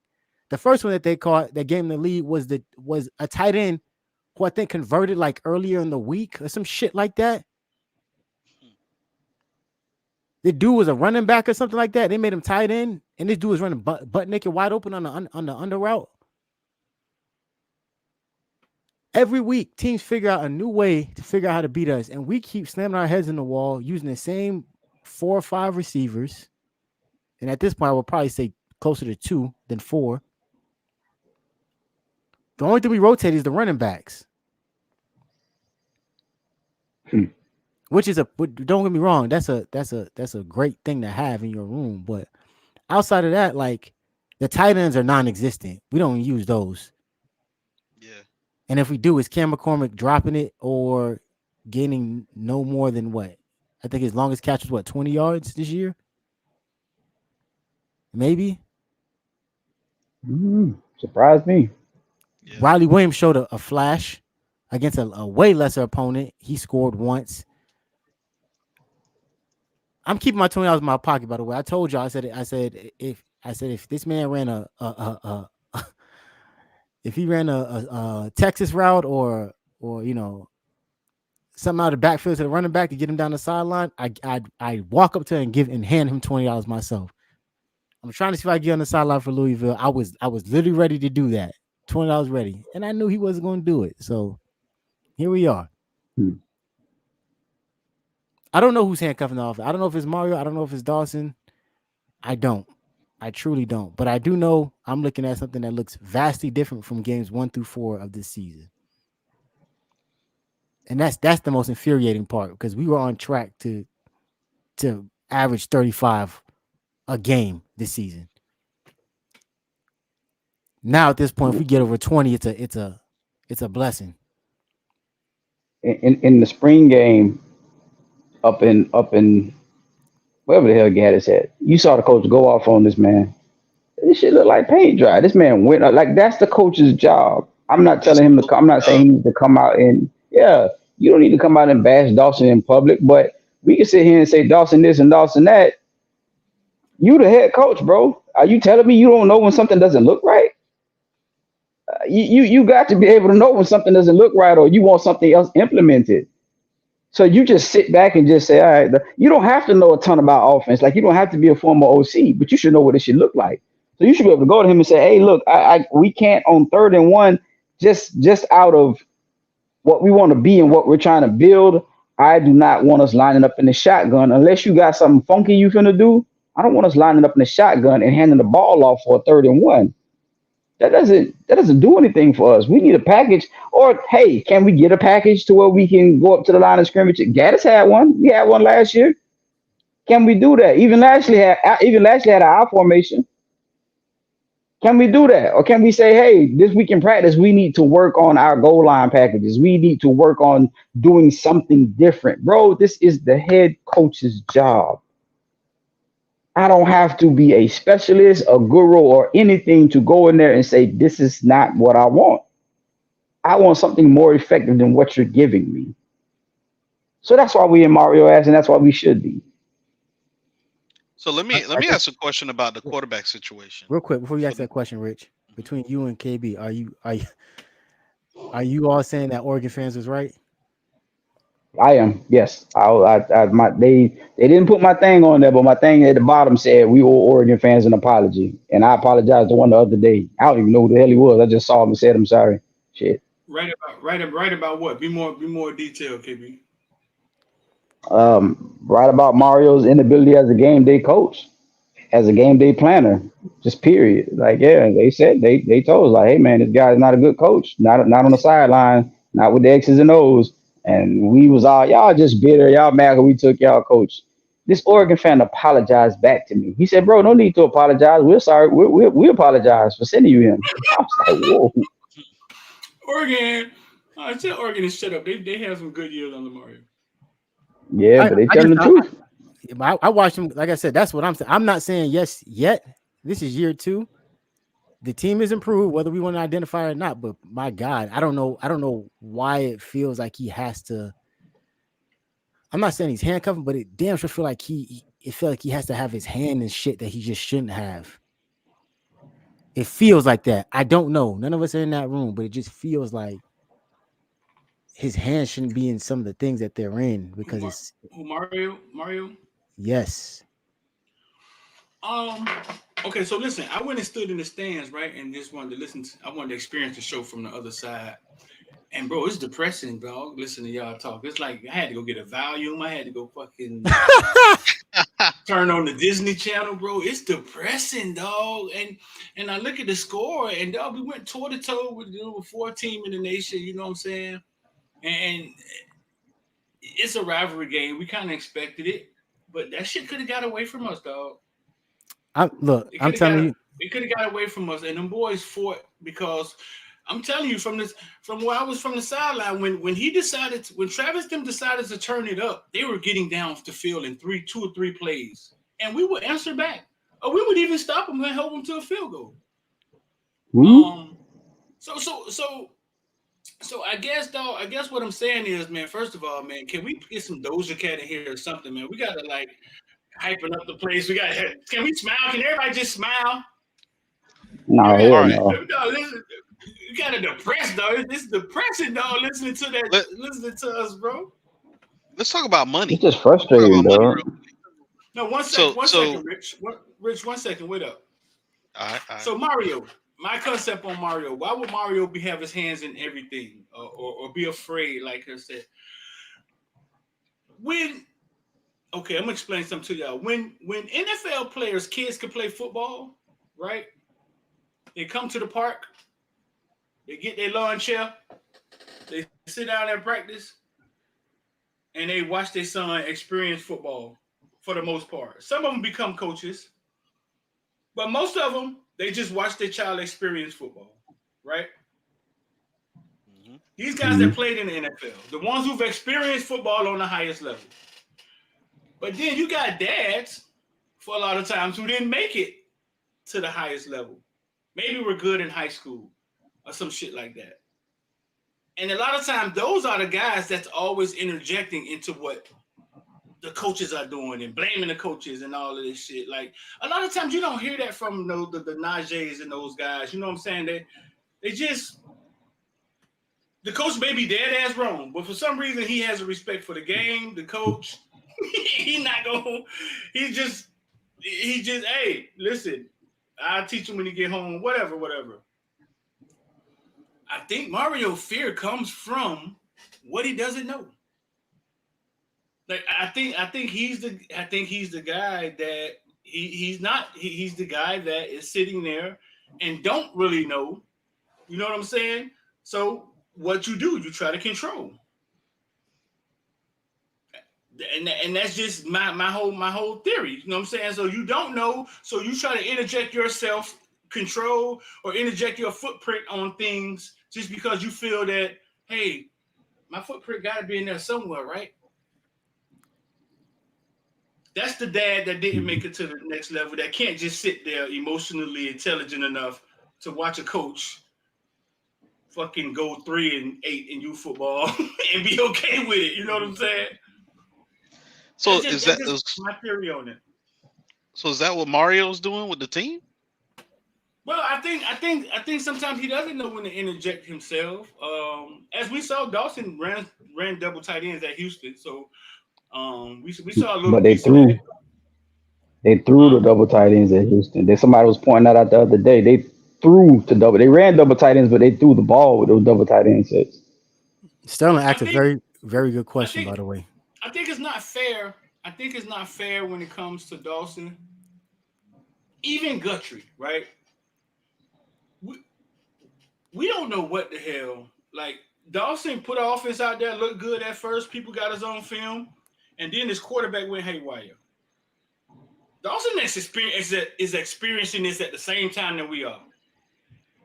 So I think until we get some more years or some more on the book, because even Cal say he likes Dawson offense. Cal thought Lashley was the goddamn 85-pound 8U coach and hated his offense. Even Cal say he likes Dawson offense. But I think we need to be able to see Dawson with multiple years before we be able to grade him, because I think he's experiencing this at real time himself. And if you go Jakori Brown, now everything we went over the spring for the first time, we got this thing ready in a couple of months. Now we may have to change all of that a little bit. And so I think, and even Lance, we may come back next year and people might start lighting Lance ass up, and Lance has to figure out something else. Who knows? I don't know if there's a lot of pieces on his defense. I don't know if he's gonna be here, but I want to address this comment real quick. What you say? I said there might be a bunch of pieces that's not here that he has the benefit of having this year. I think his linebacker room gonna get. I think he's a true leader, though. Yeah, he's smart. He's very intelligent. Very intelligent. Cam tell me they go out there over prepared. They know everything. Well, they got to, because they got to compensate for their offense. They have to over prepare. Rich said he said every week for the last 3 weeks he said the defense did it, and they have to. They have no choice but to get better, or we're gonna get our doors blown off. They have to start. They have to literally put in their game plan to overcompensate for what they're not. And the crazy thing is, Rich pointed out, I think someone asked in the comments, we still won the time possession battle. We just are great at doing less with more. Yeah. And that's what I'm afraid of, is that we are potentially sacrificing an All-American conference. Like I watch other linebackers. I know they talk about that dude from North Carolina State. I don't think there's a better linebacker than Kiko Maye in the conference. I ain't gonna say the country, but I'm gonna say in the conference. He's instinctual. He's fast. He gets like, and he don't talk much. He don't say much. Right. Like that's what the fuck is supposed to look like, and we wasting that shit. I don't know if he's gonna be back. I hope to God he is. But if he wasn't, I can understand. But we are wasting that shit. But with that being said, Sterling asks, "Are we getting? Do we get pissed at Manny for doing the same shit?" I think the fair answer to that is yes, we did. And it should be worse for Mario, because Mario has done it other places before. Manny, I've always said, and I stood on this, should not have been handed the keys to that Ferrari at that point in his career. You give him a Pinto, you give him a Temple Owls. Yeah, you give him a 03, Impala, and let him fix that up, put a system in it, you know what I'm saying? Put some rims on that shit, maybe. A couple subs. And then you let him trap his way up until he gets to, get him the Lambo truck. You know what I'm saying? But Mario, on the other hand, and this is why I'm not completely sold and just like selling on my Mario stock, is because the team has improved. Regardless if I want to see it or not, it's frustrating to watch this shit. But last year was way more frustrating watching us losing Middle Tennessee State, getting our doors blown off by that same Florida State team with the same quarterback and better receivers, allegedly. Right. So that's why for me it's harder for me to be like, yep, fuck Mario, get him up out of here. I can't do that at this point, because then if he gets it right in year 3 and it got us in the playoff conversation in year 4, next year go to 12 teams, so that means you could be 1 through 12 and be in the conversation for the playoff, right? You could literally decide your own fate in a way we haven't seen yet in college football. If by 2025, which was the goal, it's looking like that, this conversation is gonna all be moot, right? and we're gonna say Mario greatest coach ever, whatever. But I don't know if y'all feel the same. Do y'all feel like we gave Manny shit for the same thing? Which part? Which part? Game day management. Because y'all Yeah. went back to that fourth and what was it, 4th and 19 against Florida State? That's game day management. He was the defensive coordinator. Call the play. Yes. Yeah, he's talking about in-game coaching and all that kind of shit. Yeah. Did we give the? Yeah, I think we did. But the one, and I'm gonna give Manny his props on this. Don't get this twisted, Manny. It was time for that motherfucker to go. But I'm gonna give Manny his props on this. Manny did try different things. Like when he got beat a certain way, Manny just didn't know when to do what. It's like Mario don't know what to do at all, and it's like Manny didn't know when to do what. So we saw him lose a certain way, didn't go out the next game, and it kind of called for him to do the same thing he did, but instead he went the opposite way because he just got beat that way. Like there's a couple of games I saw like that, but at least he was trying to do something different. And it's just like Mario just bumps his head up against the same wall, like back to back. But don't get it twisted. It's not time to talk about fire Mario, not even close. And we're definitely not saying Manny should be here instead of Mario. Like none of that. Don't get that twisted. But it is right. We did give Manny less of the benefit of the doubt than we're giving Mario. Well, not we. I'm gonna say it's people, because I've been on his ass. But how long was Manny here? 3 years. Well, he was here for 5 years. Head coach for 3. At what point did the wheels fall off for Manny? And when we got to a point where it was like, oh, this over. North Carolina game, the 4th thing. I think that's when the world that's when the world noticed and said, I was done with that shit at the FIU. Yeah, I was gonna say FIU losing on hollow grounds to Butch Davis, who is not even in college football no more. Players faking injuries, you not know how to that was a coaching clinic. That was like watching Floyd fight one of them exhibitionists that he fought to get to 50-0. That's what that shit was like. Like it was like, you don't it's levels to this shit, and you're not even in the same weight class with this motherfucker, right? Like Butch Davis is coaching circles around your motherfucking ass with inferior, not even far less. I'm talking about inferior talent. I'm talking about the kids that the ones who's all jaded, who felt like they, in theory, should have got an opportunity to play at Miami. That wasn't. He got them kids to get up and beat your ass. Like it wasn't even close. And then I think that same season when they lost to Louisiana Tech in the bowl game, a place that you've been before. They didn't win another game. Yeah, they didn't win another game. Yeah. That was like Middle Tennessee State, but we just kept going downhill from there. At least they won another game at the Middle Tennessee State. Like, yeah. It's all momentum and emotions, man. I think we're the only team that played Florida State close at Florida State. Does that bother anybody that at home? Yeah. We're the only team pretty played them close. Pittsburgh had them close in the first half and ended up losing 24-7. I mean, Clemson took Florida State to overtime. But that was at Clemson, wasn't it? At Clemson. Yeah, at Clemson. Yeah. I'm telling you, that's the same Clemson we beat. That stadium was rocking, though, bro. We can't Early do that. in the season, I think you catch Clemson at Clemson. Because Georgia Tech. You catch Clemson at Clemson, and you get a different level of. Dog, Florida State felt pretty. They got it going over there, man. Them fans feeling really pretty good about themselves, dog. So what we did yesterday with a freshman quarterback wasn't easy, dog. Oh, someone said Pitt was at Pitt. Pitt was at Pitt too? Oh, let's see. Yeah, it was at Pitt. It was. They're right. It was at Pitt. So Florida's at Florida though. So I can't compare those games, Street. Those are two different outcomes. Like Benson had 12 carries for 97. I don't gotta look at the whole. And George Harris had 360 and a touchdown. I ain't gotta look at that to know that they probably ran circles around these people. They had 138 on the ground.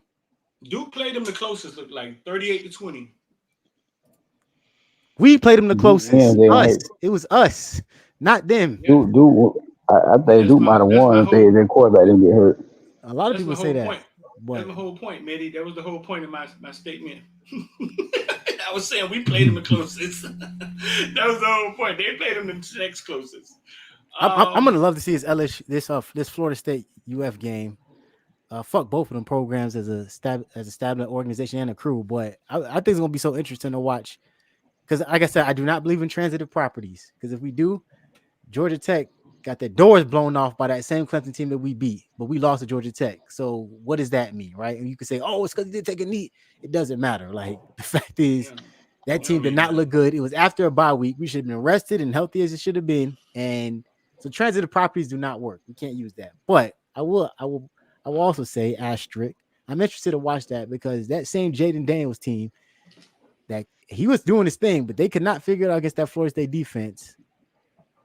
Man, Florida got the doors blown off by them. So I'm interested to see if they bring that same Jordan Travis who threw for 300 plus and 4 TDs, plays them the same way, or if they, I don't know. It's going to be interesting to watch. But that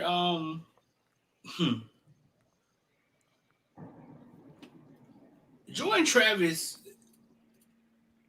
And man, that wide receiver isn't going to be a wide receiver in the pros, is he? The big guy. Who? 6'7" Wilson? guy? No, he's Wilson. He's a tight end. yeah, He's a tight end. he's too slow. Yeah. But they Wasn't line he a him leading up. receiver? He's always split out wide in Florida State. Yeah, but he's going to be a tight. I think is he labeled as a tight end for Florida State? no, he's a receiver. He's going to be a tight end in the league. Oh, well, he's going to be a tight end in the league. He's going to be a seam guy. Right? How do you treat? Yeah, definitely. How do you teach him how to block then? Huh? Well, you got a lot of seam guys that don't block. Mike Gesicki that just left here. You got guys that don't block at tight end. Yeah. Remember Mallory? Yeah. I mean, he was bad at blocking, but he did do it. Like he. No, he didn't. That motherfucker dove at people's feet. That nigga ain't blocking his dead, buddy. He wasn't bad. He didn't get a grade. He did not engage.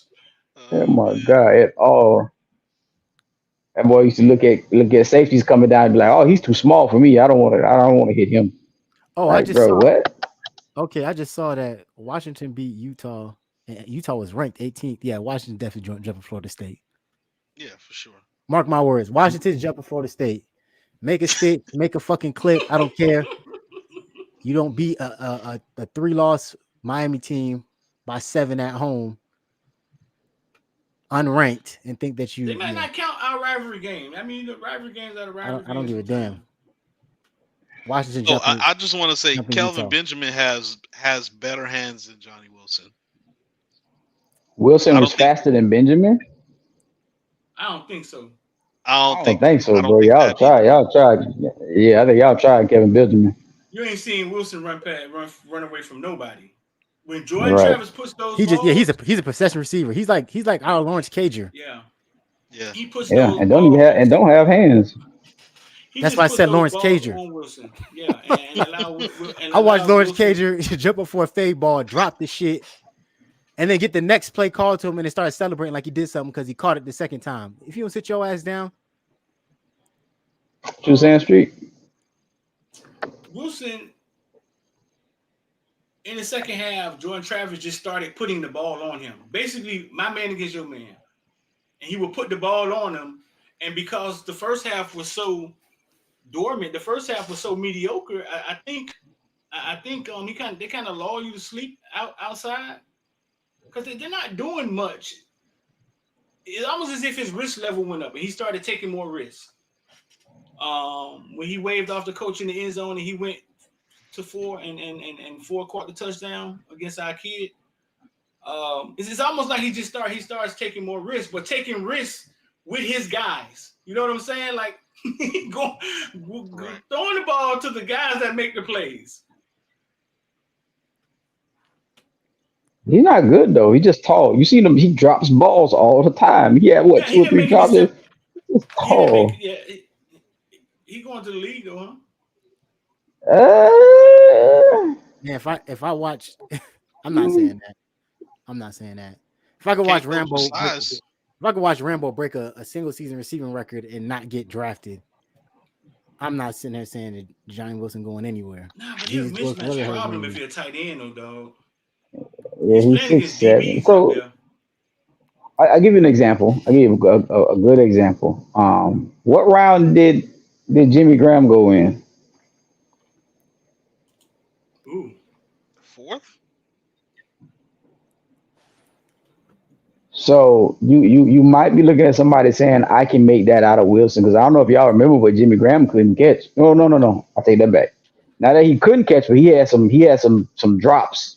Third His round. career at UM, his 1 year at UM, but people saw something in him. Now Wilson, I just don't see enough. You're 6'7". I want you to play like 6'7". I don't see that in him. I see him with soft drops, not necessarily engaging. So I don't know. Somebody will get him, but he's not like a surefire NFL player, nothing like that. But somebody get him just because he's 6'7". It's just that simple. He's 6'7". Somebody gonna get him. But He led him in. He led him in receive last night. He was 582. He led him in receiving yards last night. The offense didn't do a lot last night. Y'all think we get that that's safety? what Y'all think we win that game? We get that safety? You get the ball back that's a good after that. question. Yeah, I think You get we the do. ball back. Yeah. So Yeah. possibly, In the and you conversation. get Well, momentum. Yeah. it's hard Y'all to think we answer win that the game? because I don't know. It's too hard to answer that because okay, so fine, we get the 2 points, then they kick off stool. Who's to say we was gonna be able to drive downfield and get more points out of that? So it's Yeah, like but I then don't even know, bro. looking at the time of possession, at that point, Florida State loses a possession. So it's not just us getting the ball; it's them losing a possession. So I think if we get 2 more points and then they lose a possession, I think that Right. does a lot in terms of either them But it's not the end being of the able to half now. score 7. Yeah, yeah. It's the end of the half though, right? I don't give a damn because what Yeah. they came out did the first play of the second half, kick an onside kick, which Right. tells me Because that they knew we couldn't do as- shit. no, But And everybody was it like, meant that I'm there. they couldn't score. Look, I'm there with the Florida State fans, and they're like, why would he do that? I'm like, bro, I probably would have done it too. We can't move the fucking ball. What did we end up getting out of that? 3 points? 3 Yeah, points. but Worth the the And fucking the reason first gamble. play, Well the worth the first play gamble. was like a 15-yard run. yeah, Worth the fucking gamble. do that though, the reason you do an onside kick is because you're trying to win the possession battle. So and we they won it. lost By it. the way, Rich, we won it. I mean, Still lost. yeah, that's what I'm saying. So if we get that one other possession before the half ends, I think that either negates 7 points for Florida State, or that gives us another 3 points at least. Something to that effect. It changes the game for Mhm. sure. It definitely changed the game. It's just hard to say we get a W out of that because Yeah, some of these the comments offense need to go just to the was. gulag, dog. I ain't gonna hold you. I ain't here for the trolling. Florida State fan. Again, Street. We were trying to highlight some of the good things we did well, and we gave the defense all the props in the world, man. Like it's very hard to ask for more. Like think about it, especially when we're down to our backup cornerbacks. I don't know when and where Couch got hurt, but I'm looking on the field. I'm like, what the hell is Couch? And I'm like, bruh, I knew Porter's gone, and I'm not seeing David. I'm like, God, dog. But we held our own. Porter was in a I walking boot on see. the sideline. Porter was what? In a walking boot on the sideline Oh, in regular clothes.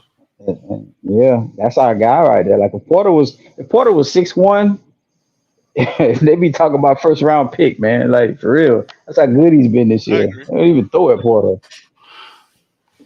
Like, man, yeah. The defense was Gidry and his defense is lights out, man. Those guys. Shout out to Leonard Taylor for getting hurt twice and still coming back to the game. You know what I'm saying? I like these guys out there playing and they fighting hard. You know what I mean? And yeah, we got to the point where we missed a couple of tackles, but it's just really hard to look at the defense in the negative light, bro. And I'm gonna miss this, man, because there's a lot of kids that are leaving, man, and or potentially leaving. Don't know how we replace that, but that's what I said. man, it's been fun to watch, man. It's been fun to watch. Do y'all think Leonard Taylor should come back? No, not if he gets a first round grade. Anybody with a first round grade, just go, just leave. That's my opinion. Does first round grade always translate to first round? No, but you're taking your chances. You know what I'm saying? If I have the opportunity to make first round, you know what I'm saying? If I have the opportunity to make the first round, I gotta take that because you don't know what the next year holds. We all saw Willis McGahee. Yeah, we don't. We saw McGahee. We saw what's the boy Louisville Bush. Man, we've seen it too many times. Man, it's not even worth it because at the end of the day, this is the mountaintop that they were striving for. And for somebody to get to the last cliff and somebody say down below, be like, hey, wait for me, bro. I'm coming. Just hold on a second. Like, hell no. I'm trying to get to the top, plant my flag, and go home. So I don't want to be selfish like that and hope or want guys to come back like that. Nah, bro. It's too risky. Go I'm ahead and not. get your paycheck, Cole. I'm not saying risk anything. I'm saying there's an opportunity, um, for you to have another year under Guidry and take this defense, in my opinion, to another level. Um, and I think there's something to be gained if guys like Kim. Like, I think if a lot of guys on the defense come back, despite the grade, but that's me. And I'm not trying to be selfish. I'm just being honest. Like, because this offense held this defense back in ways that I cannot put into words. I don't think they move on from Dawson after 1 year, but goddamn, boy, I hope year 2 looks a lot better because y'all fired Gaddis for less. Well, I'll say this: if those guys come back, they should only come back if they're given the proper compensation to come back. I mean, it's a business, so that's the only reason I could see him coming back.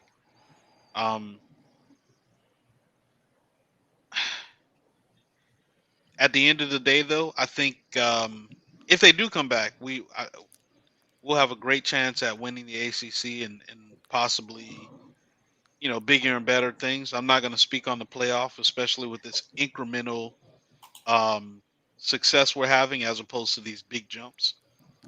But you're going to have to compensate them if you want them to come back. And some of them may not be good at doing the student athlete thing too. So we got to think about that too.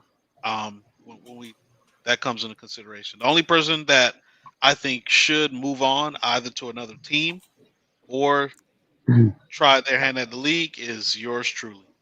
So, but that and You say I would say, he the only one?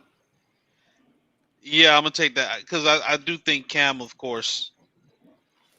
What I saw is once again what I saw last night. Cam didn't have a lot of picks, but Cam let his play speak for itself. He made clutch tackles when he needed to. James is one thing we can see with James is smart. James is a very smart football player. Well, I'm starting to see it. James is making these checks for the secondary. Even for the linebacking core, he's making the checks that he needs to make, and that's with having Flag on the field. That's with having Kiko on the field. Yeah. I just feel like That's regards to they compensated or not, I feel like there's this belief that they can lowball Miami players, and we see it year in and year out. And what I would hate to see is once again for them to take the bait, take the hype, and then we wondering sitting there on draft night next April, trying to figure out why the fuck so and so is dropping down to a second day, and then 4th, 5th round pick when on film they put out all this stuff that we know makes them legitimate, but year in year out we see them always hold our players. Like I don't trust the NFL as far as I could throw them. I don't trust scouts. I don't trust them doing anything that's going to make them give our players the benefit of the doubt. So I'm here for grades. Like if the grades say, "Oh yeah, go," but more often than not, I've seen that not work out in our favor. So I I think the don't know. only I only don't think. only short bet, in my opinion, is Cohen. I think that's only because Cohen played at another school, left, and was successful at the second school he went to. So let me get this I straight. don't The know. only sure bet. Are y'all saying to go to the league? What are y'all saying? I'm saying, me personally, I'm saying if your grade says first round, you go. Like if you and you talk to your agents, you get all the information. The NFL gives you this information. So if everything is a thumbs up to where it's going to be, the highest of the highs, which is going to be first round, you go. It's too much of a risk, too much of an injury risk, and you can remember you can always come back. Two things happen when you put your name in the draft. Not you're going to get scrutinized left and right. So that's why you have guys that are good players, but let's just say I may not be good. I may not have a good bench press. I may not have a good 40. What do I do? Oh, I fake an injury or whatever, and I don't do those because people are going to strike you for it. It doesn't make you a player if you can't bench 225 15 times. It doesn't make you a player if you run a 4.6 as opposed to a 4.5 at linebacker. I'm still instinctive. I still can make the same plays. So you have to be careful about the scrutiny that you're going to give yourself by coming back another year. Like, this is a business decision. People may not like it, but you have to do this the proper way. Bubba should have hauled ass after his junior year. Bubba should have left after his junior year. I agree with that. Right. So it's kind of like a fair and unfair, right? The business world isn't fair. So you got to play the game the same way. Oh, I'm not going to give y'all a chance to look at my 40 and like Maye is saying, and then bring me down. I'm not going to give y'all a chance to just over scrutinize me off every little thing I do. So no. Let me go ahead and take, so it's a business decision you got to make. I think the better question you asked about LT, the better question is what happens if Cam doesn't get a first round grade, or if he gets a first round grade. The reason I bring up Cam is because the value of the safety position. They might not want to get safeties that high. Yeah, he's the best safety in college, but he still could go second round. So if you're Cam, do you say, oh, no, they're not projecting me to go first round, I'm coming back? Or do you go ahead and go? Because we know that's our best player. Like I said, I think That's a question.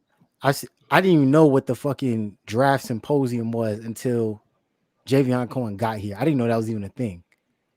And he missed our spring. He missed our spring to go to that, which sounds like to me a great networking opportunity to kind of get your foot in the door before you're draft eligible. And I didn't even know that was a thing until he showed up to campus.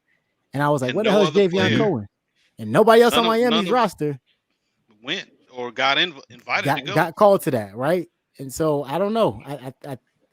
I look at that and the wheels start turning for me. I'm like, wait a second. And mind you, Cam was Javion Cohen is a senior or is he a junior? I think he has a year left, so he may be like a COVID senior or something like that. I know he can come back. I think I might be wrong, but I believe so. So Studio One said he a junior. We got a couple juniors on this roster. One of them was All-American. No call. So I don't get it twisted, y'all. I would love it, but I just understand the business decision of it. Now, when you see guys with third round, fourth round grades leaving, that's the shit that bothers me. I'm like, y'all, come on, man. Like, that's a different story. Studio One says everyone can come back except TC. Yeah, he's saying Couch is a senior. So I don't know. I guess he is. Not Cam. Cam McCormick. Cam McCormick can't come back, can he? Yeah, he's actually gonna. He actually can petition for another year. I like him. Bring him back. But I'm just saying he can. He can petition for that other year or whatever. But I'd be happy with Cam coming back. Nah. You'd be happy with who coming back? Cam McCormick. Cam McCormick. No. Because him leaving doesn't change whether we're gonna run a double tight end set or not. Like him being here, him leaving, that doesn't change that. So when he's on the field, he does his job. He does it at an extremely high level. So yeah, shit, bring him back. Yeah. I would say if he comes back, I'd like him with a hat on and a clipboard teaching the young tight ends how to block and catch and all that other stuff. Like I'd like him to compete for, like a GA. And I say that because you always got to look at upsides. And honestly, just being real, if Cam gets hurt in the last two games, I don't think an NFL team with his list of injuries would Which even Cam? take a chance. Cam McCormick. The tight end. I don't think any NFL team takes a chance. Because you just got too many injuries, right?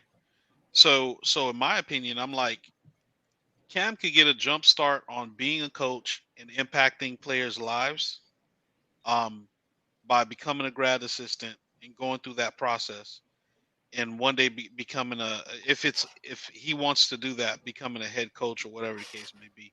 Like honestly, you got to look long term and say, if I walk away from the game with no life threatening injuries, and I got to play, I got to write my own story, being on the field one last time. I think that's you got to look at, you're playing a game to make money. This is a game. It's a privilege. It's not a right. So give them young cats an opportunity to I be don't agree coached with up that, by Rich. somebody who's good, yourself, and maybe they go I far. don't agree with that, bro. You're saying let's take a positive off the team because something else may be coming down the line, but that something else may not come down. And you're thinking about, we're just talking about a tight end that's basically a rotation player. Most rotational tight ends, like your third tight end, is usually a blocker. Mammarelli was a blocker. Like, it's just the fact that Arroyo's hurt, and the other two young guys, they don't block well, and they don't catch proficiently. You know what I'm saying? Not that Williams has had a lot of time to do it, but we saw Skinner last year with drops or whatever. None of that means they shouldn't be playing, but it's kind of like, bro, that's a positive to the team. This man blocks at such a high level. Like, he's a part of our offensive line that we keep bragging on. So it's like, I don't know why we would want to take that away. No, if he can get another year, bring your ass on. That doesn't mean he should be playing 71 snaps, but bring his ass back. You know what I mean? But think about this Black though, Friday coming KB. early. We lost the young guy from Northwestern because we brought Cam in. Khalil Brantley.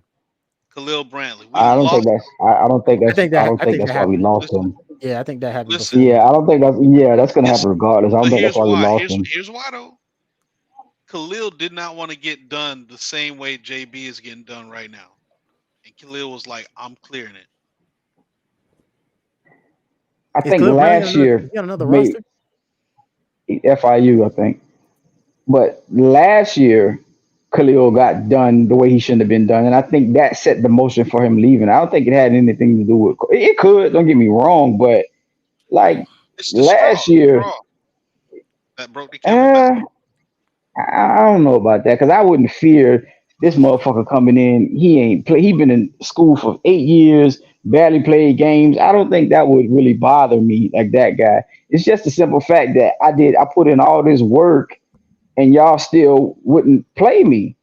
So you gotta understand there's meetings and all other kind of things that are going on before the season starts or whatever, before spring starts. So he probably kind of felt it, like, bro, they're gonna do this to me again like last year. Like, I'm coming out here, like, and you can't tell me we couldn't use Brantley right now. I'm out here blocking and I'm catching, and y'all didn't, like, none of that helped me get on the field and stay on the field. So I just think it was just. Happy Veterans Day. Shout out to all the veterans out there. That pop-up made me think about that. Shout out to y'all for sure. Thank you for serving. So this news, I mean, there's a couple of coaches being fired right now. Penn State fires offensive coordinator Mike Yurich. I think we didn't even talk Emory. Emory has Emory Williams set for Monday surgery after suffering compound fracture of left arm. I don't know. I'm not a doctor. Is that good or bad? Is it his throwing arm? Anything in surgery is bad, especially in the season. His throwing arm? Doesn't matter. It's his left arm. I'm not sure if he's a lefty. That surgery means you have to take time off. That means you can't play. Emory Williams set for Monday surgery after suffering a compound fracture of left arm. Ooh. Compound means more than one, so he has more than one fracture. Ooh, God. Damn it. Someone said non-throwing. He got hurt. Non-throwing. He running the RPO. Like, Someone said his bone came through his skin. Oh gosh. Oh, I don't know. I didn't see that. Compound fracture is always bad, bro. Like there's no. Oh, okay. It's always bad. So yeah, if it's a clean break, cool. Compound fracture, it means exactly how it sounds. So, but I didn't know. I don't know. I didn't know it came through the skin. I don't know. But I know they was watching it. And they were like, man, stop, man. He crying, stop crying. I said, bro, he's 19 and that shit hurts. He gonna cry, dog. Like what the hell? Yeah, Breaking that news, means Sunshine he's. telling me that Coach Sam Pittman is out at Razorbacks. Arkansas Damn. fired their coach too. He was terrible. Ooh, Yeah. Bloody Sunday. Yeah, it is. It's a black Speaking chemical of early. not staying longer than you should, that quarterback at Arkansas lost a lot of money. Had he come out last year, he would have gotten. Now he's going to be. He might not even get drafted. That quarterback for Arkansas, he may not even get drafted now. Breaking Gotta news: strike Winston while the iron Watkins is hot. commits to Colorado. Winston Watkins is the younger brother of Sammy Watkins, Oh wide wow. receiver IMG. Damn. Nope. Dabo losing it. Nope. I gotta do my research. Hold up. Dabo losing it. That's supposed to be a Dabo kid.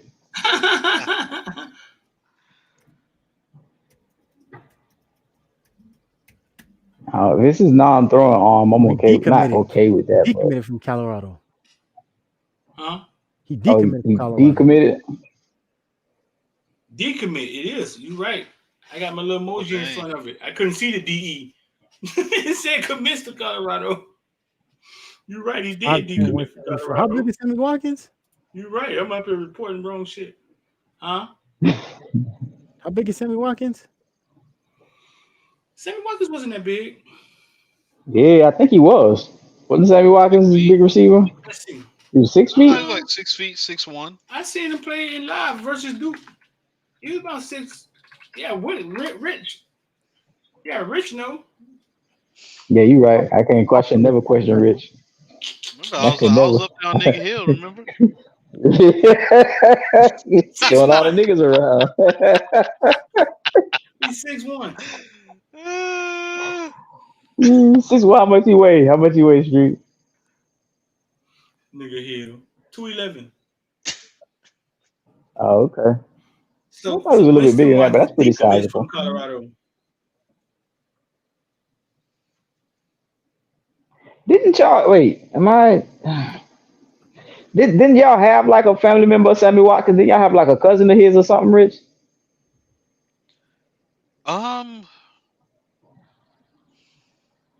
That's a Frank good question. Corner, was it? I think so. Was it a corner or something? Or maybe it was another receiver? I'm not sure. But I think we did. Because Clemson had a couple brothers, a couple of siblings on the team. LA Kane fan, I think that whole roster is ripe for the picking. I'll leave it at that. Oh, AM, yeah. That's Street. What you think about that? Well, that's a lot of talent over there. A lot. Texas A&M. Texas A&M? Yeah, we got to see them start jumping ship soon. Breaking news: Raymond Cartrell, Texas A&M, 3 years of eligibility left, jumps in the transfer portal. I think. What position he play? X already said. Shamar. X already said that kid said they ain't gonna play for another coach, but I think that's always the initial reaction. You don't want to play for another coach, not the coach that didn't recruit you. I think the transfer portal is prevalent right now. I think the money's out there, and I think you got to be very, very, very careful, dog. You saw what happened to LSU basketball team last year when the whole damn team defected. You have to be careful you fire these coaches and how you fire these coaches, because these kids already got 1 foot in talking about, man, it's a bag sitting over there in Georgia. It's a bag sitting over there in, you know what I'm saying? You got to be very careful, bro. Coach Prime gonna be down there with his Louis bag. He sure is. Look, give me. I don't care. They got a lot of kids He's on their taking that whole roster, and old I'll line. take a lot of them. But Wakeman, give Taking the me, whole old line. quarterback. yes, give me Connor Wake, give me Connor Wakeman. That just give me that. We gonna kick Wakeman and some Shamar. ass. Give me whatever. If you bring him out with him, great. If you don't, whatever. Just bring me Connor. That's all I need. Just bring me him. And they had a receiver too. They had a really good receiver. Number Yeah, 1 a was big 0. one, a big guy. No, not Moose Muhammad. Evan Stewart, the one that James hit. Yeah, Evan Stewart. Yeah. Evan Stewart, right? The one James hit. Mm-hmm. Number 0. Big social media kid too. Yeah, I like the way Wigman plays. But our receiver room is fine if you ask me. I'm good. Like I don't think we need to, unless there's somebody that's jumping in the portal that's just like holy crap. I don't really We care thought about adding a Tyler Hero receiver. was. Oh, how about this? We need more DTs. We need some tackles. Do Gotta it. go get him. Oh yeah, we need a fat boy. We need at least 2. You got Jamel Burrow chilling on the bench. Street Yeah, code. but you need depth. You need depth. You're not And you gonna let him tell me compete. Jared Harrison Hunt hasn't been well. Is Branson Dean done? Did very well. Come back. He's done after this year, I think. I thought we only said that the only person was done was TC. No, I think Dean is done. So which one? Because y'all losing me. Oh, I don't know. Hey, look, that's the chat. We don't know. That was what the chat said. I don't know. Walter Nolan, But no, we need some. with the issues he's had. You want Walter Nolan with a Hellcat in South Florida with those police? I better think about what y'all asked for, man. No, but we need some DTs in the worst way. Like I think this defense goes to another level if we have like big guys up front just like clogging lanes and stuff. We get that. Oh my gosh. So yeah, give us some of that Texas A&M talent. It's a lot of it over there. And yeah, you got to think too. A lot of these kids is in state. If you think Sarkisian just going to sit back and twiddle his thumbs while that roster is sitting there right for the pick, y'all crazy. Yeah, he's gonna be a fight. He gonna be calling through the culture channels. It's another Texas school with outrageous amounts of NIL money to throw around. Second best collective in America. Hey, we gotta talk about that though. For them to decide to fire, he goes 77 million. You can walk Jimbo after what, 4 years? Right. Who did they? I wouldn't have done that. Is Urban? I mean, who walking in them doors? If you go, like I said, man, if that's the case, I give up because we can't keep up. That's insane. If you could pay someone $77 million, if you could pay someone $80 million and bring in another guy and pay him the same, we can't keep up, dog. There's nothing we can do. Miami can't. Bro, nobody can keep up. Nobody can keep up with that besides the other school in Texas. And keep paying kids too to come there. Yeah. Because they're not coming just because that's all money, boy. Because of Urban Meyer's, made $45 million. coaching prowess. Listen, if we can't, all them homes we destroying down there in Little Haiti and gentrifying, if we can't find some oil underneath one of them, we're not never keeping up with that over there in Texas. It's gonna be Texas A&M versus Texas, bro. Nobody ain't keeping up with that, bro. Yeah, we better get some. We gotta get some offshore Bahamian money, because dog, there's no way. Oh man! Is it I posted this morning? Look, this is fun. Yeah, but man, he already made $45 million. He walking away with 70. He reported that Jimbo Fisher and Texas A&M about to break up. Now I ain't the one to be in here bragging about no man. Our family's the feed. That Photoshop is outrageous. Jimbo done made more money than Taylor Swift. Jimbo done made more money than Scrooge McDuck. You got the Federal Reserve, then you got Jimbo. So he walking out the door with $77 million. I'm sure it costs more to fire Jimbo than to do to keep him. I could picture Jimbo arriving at work this morning. Ski mask, 2 sawed off. All right, everybody lay down. I don't mean go to sleep. Hey man, I'm just saying. Hey man, I'm just saying. That can be funny at times, though. Hey, Everybody lay and down. I don't mean go to sleep. Jimbo showed up with a Sniper Gang hoodie on All right. listen, Everybody lay down. with I the don't mean grill. go to sleep. Dog. Did Rosenhaus really drop TVD? TVD? Huh? Rosenhaus really dropped TVD, or he just saying that in the comments? I don't know. I don't. like just saying. Well, none of these guys actually are signed. Yeah, it don't work like that. Yeah, they're just doing stuff for these guys. You can sign an NIL agreement with somebody, but they can sign 100 of them. Yeah, so it don't really work like that. I can imagine that Rosenhaus may not be working with him anymore. I don't know. TVD looks like he's on to his next career, bro. Last night looked like he came in there with zero thoughts of what defense they in. Fuck it, I'm gonna just throw that bitch. I'm gonna go 7. Listen, he found 7, and 7 was wide open too. I can't complain when it becomes between him and 7. All right. First play was 7. He opened, but 7 dropped.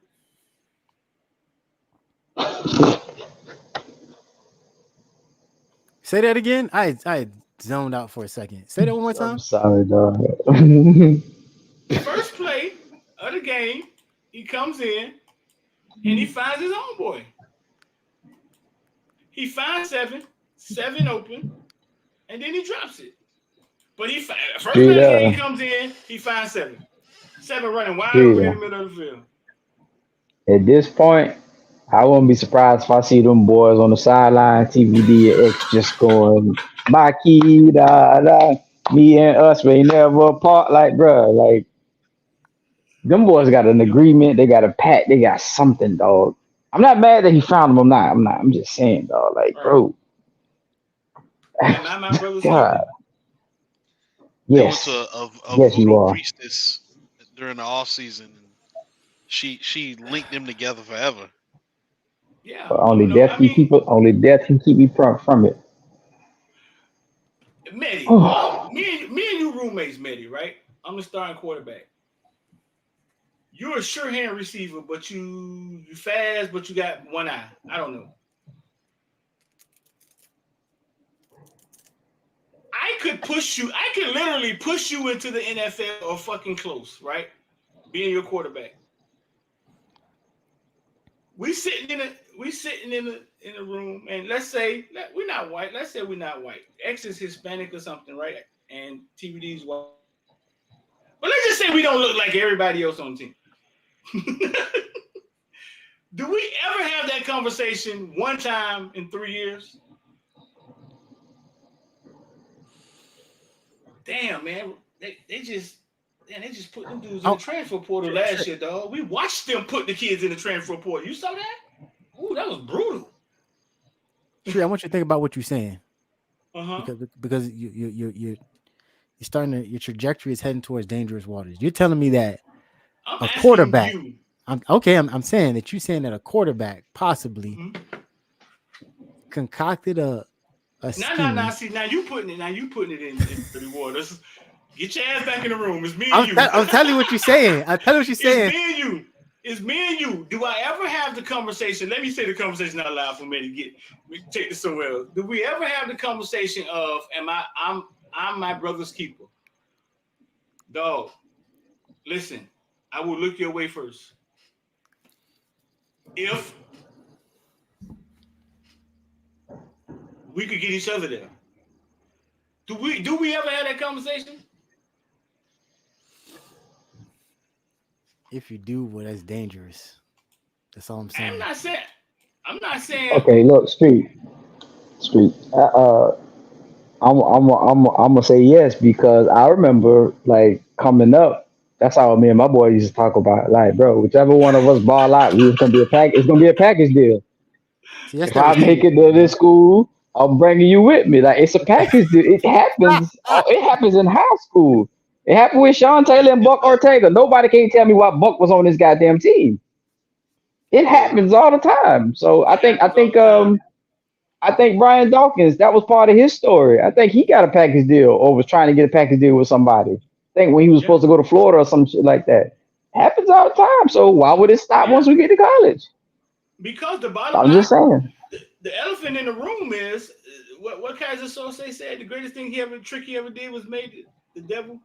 What did he say? I don't know. The greatest trick the devil ever pulled was to convince the world he didn't exist. Yes. Even if an NFL team know that me and you are walking first down, right?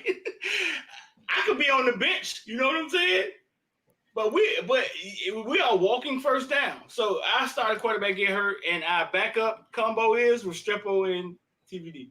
Like, if you guys are good together and successful together like that, it can be worth something.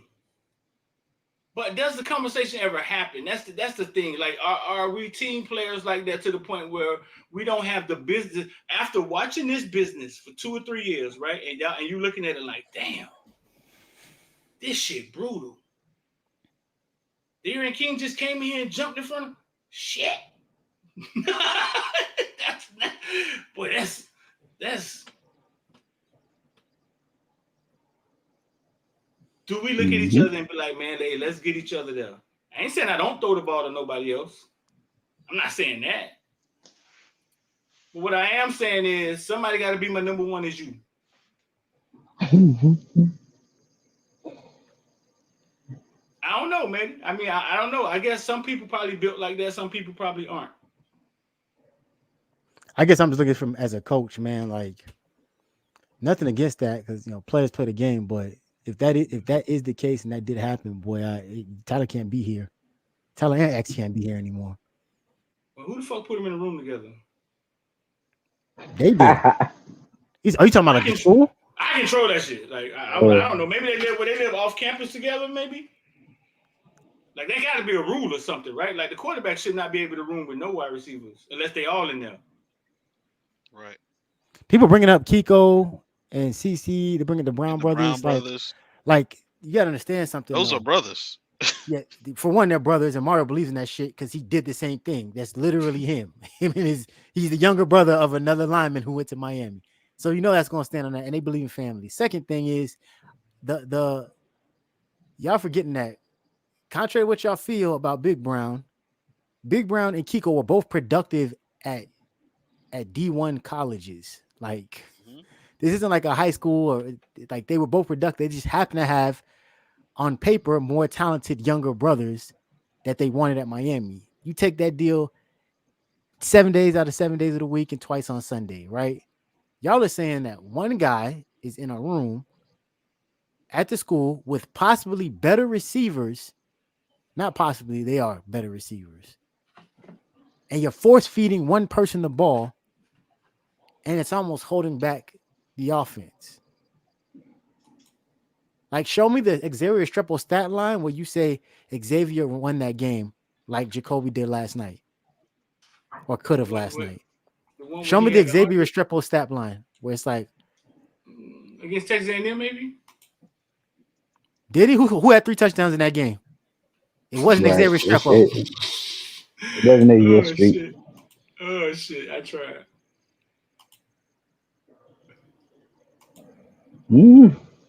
That's why I said it's dangerous. Because you're sitting there saying that two dudes possibly had a conversation where one decided, hey, I'm always going to look your way. And even though it's not necessarily productive or to the best interest of the team, you got a guy like Jacolby George who threw 2 quarterbacks, 2, has a 3 touchdown game and a 2 touchdown game. And each of them both had over 80 yards receiving. Yeah. I didn't look at the Texas A&M stat, but I would dare say over 100 yards receiving in both. Yeah. But I tell you this. When we started fucking with Xavier Restrepo and started fucking with them in the media about TVD throwing him the ball, the offense has went south since then. You ain't lying. Them receivers look just like they looked 4 weeks ago. We didn't tell you to not throw extra ball. We just said, damn, throw that good shot. Well, you know what? Let's dive into that though. Like, honestly, so you gave a quarterback and receiver. I'm just going there. I'm just going down this rabbit hole. You gave a quarterback and receiver tandem that much power, where they could sit there and derail your whole freaking offense. Once again, whose fault is that? Well. If you look at it like that, don't look at it like that. Look at it like they're kids, right? Maybe they had something working, and maybe TVD needed that definitive. I can go to X, and then Kobe could get the ball in the third quarter when things loosen up. Maybe he needed that, like what the last year had for him, right? Maybe when the media started talking about it, it inevitably made him start looking for other people just out of what the media was talking about, and not, you know what I'm saying, not in a vicious way, just more so like shit. Like, So basically what you're saying is, basically what you're saying is that comment that Susan made about people on Twitter fucking him up is actually the media fucked him up. Basically. Well, maybe it made him start second guessing the offense. Now he's looking for other people, and now his rhythm isn't there because we know for a fact he needs to look to one side. He needs to know where he's going with the ball before the play starts, and he could get in a rhythm. He could play within that game. So maybe it's passing to Restrepo. That's the first thing. I know I can do this. That's where his confidence comes from. And then everybody else get crumbs, or they get their opportunities. Let's not call them crumbs, because Jacolby them can make smaller opportunities into bigger ones. And you know what it sounds like to me while that was happening?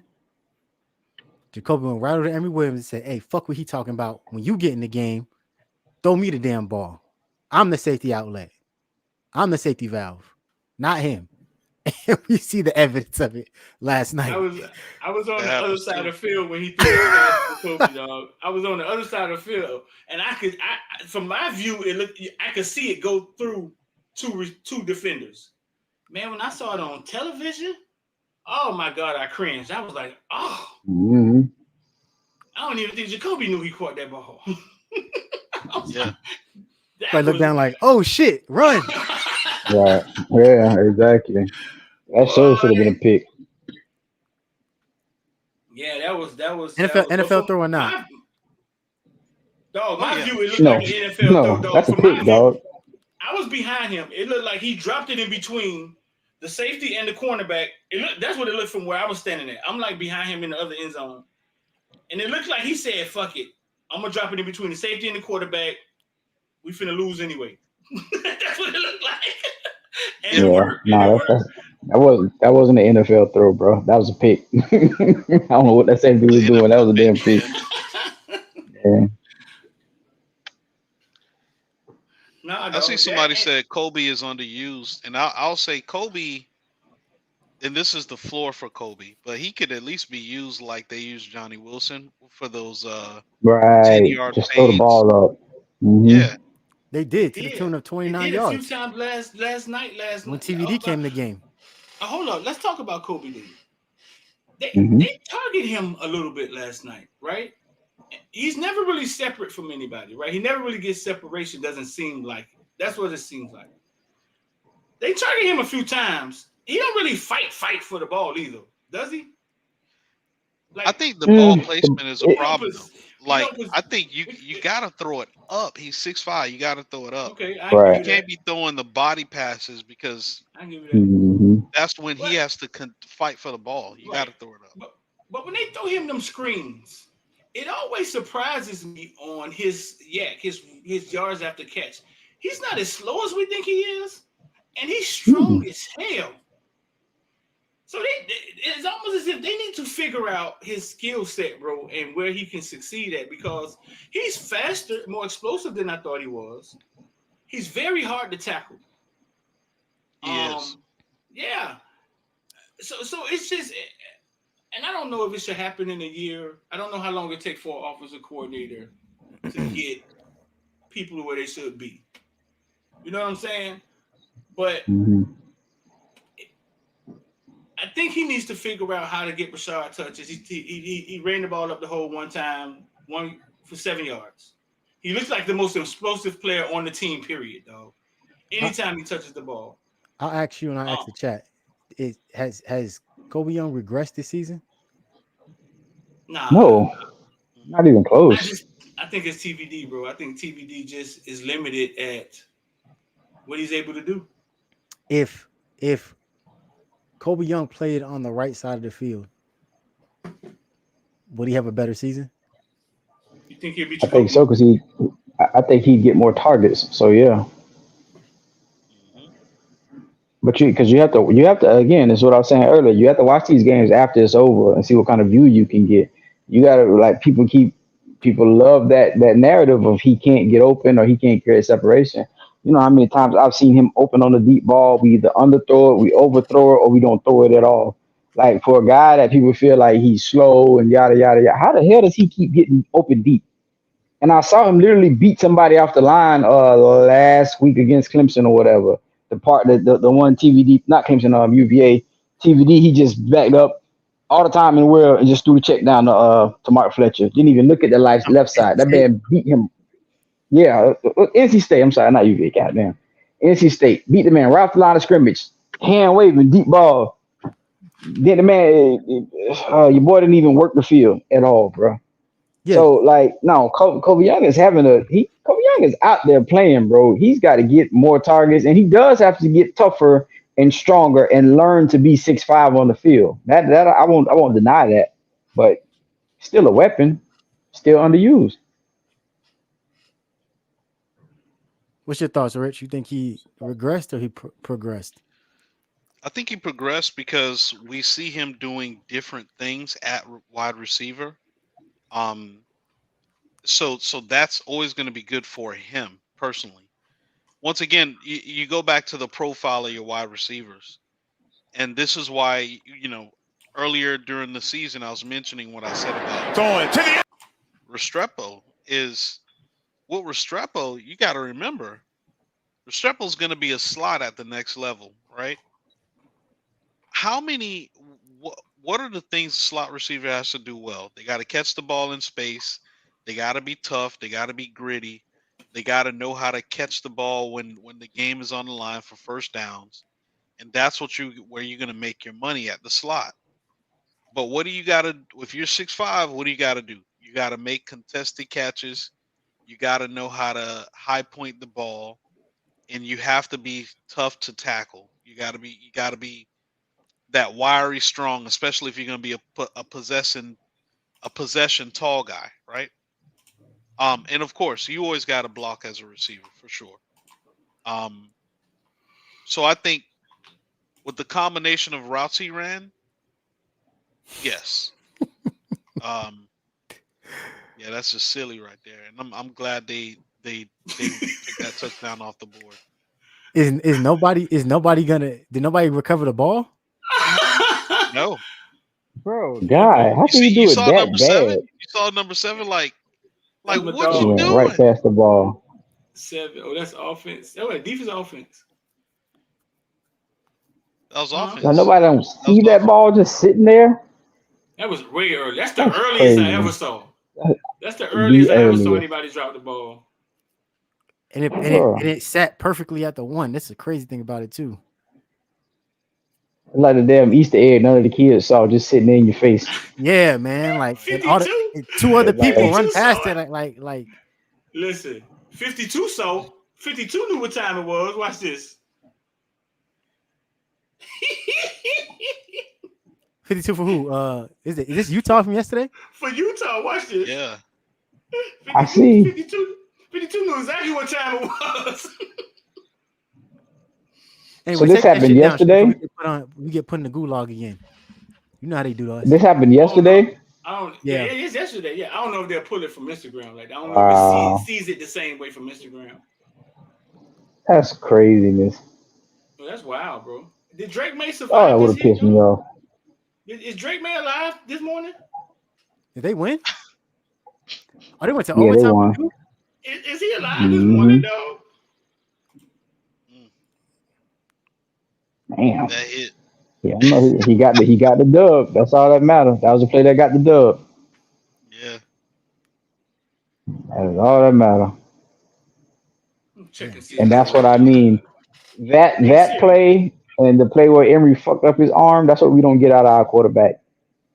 We got the same record as Duke now, man. I was talking about Mike Elko, coach of the year, but they had a lot of really bad injuries. So Hey Siri,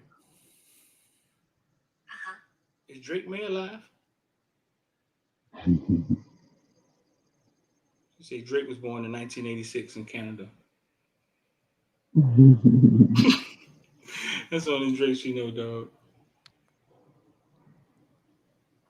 God damn, he suplexed his ass. But that's tough, boy.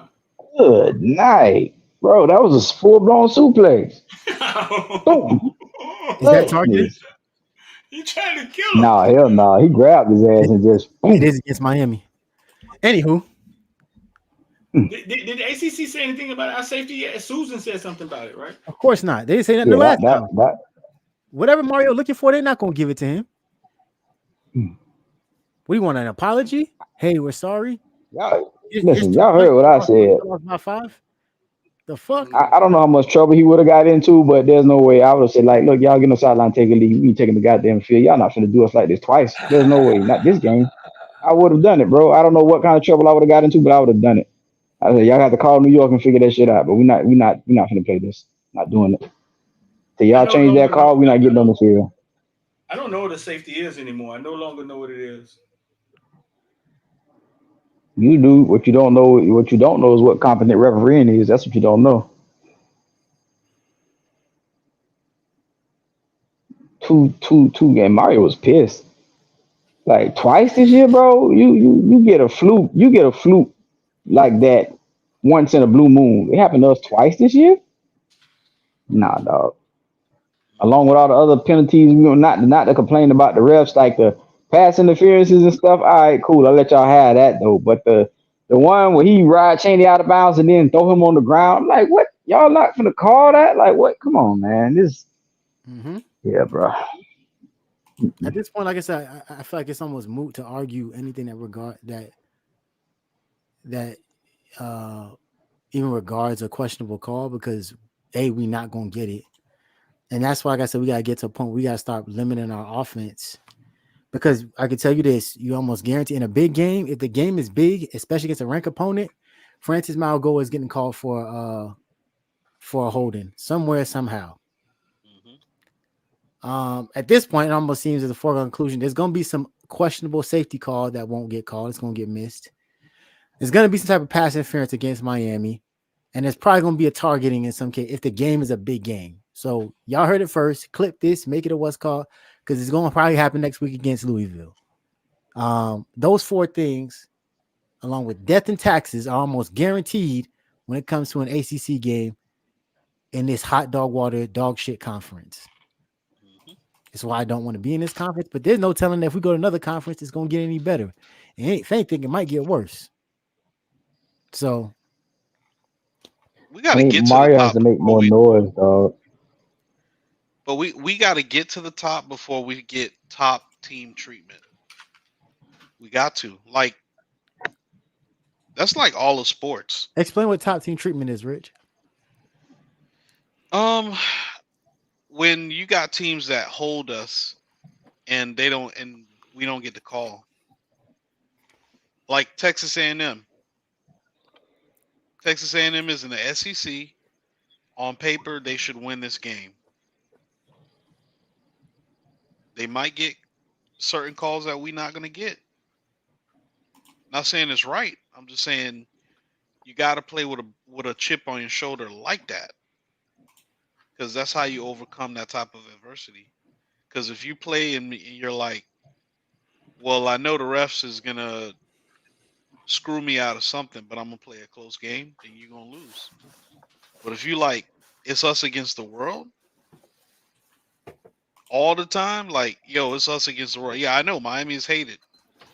So if you like, it's us against the world at all times, and I'm going to go out there and I'm going to put 60 on every opponent. I don't care who it is. House of the Blind all the way to Alabama, LSU. I don't care if you are lining up as my opponent.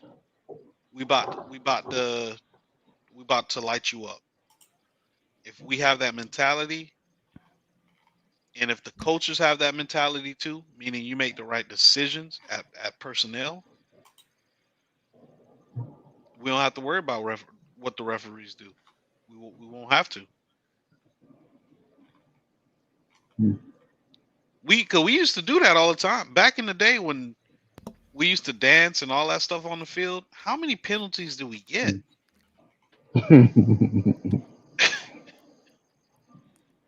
We did not care. We did not care. It's a different time, Rich. It was a different time. I don't think we can get back to that no time soon, especially if we decide to run the ball into loaded boxes. No, you're right. You're right. Back then, we had running backs that you could do that, and they were probably going for 60 regardless. That's true. Not today. But makes a good just point, the man. same way we got Emery fired up to start, we got to get the whole team inspired just like that. Pinellas made a great point right here.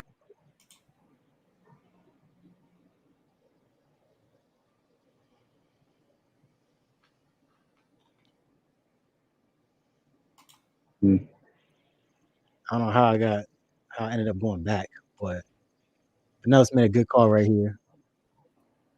A safety isn't a judgment call. That's a very clear black and white call. Like the ball.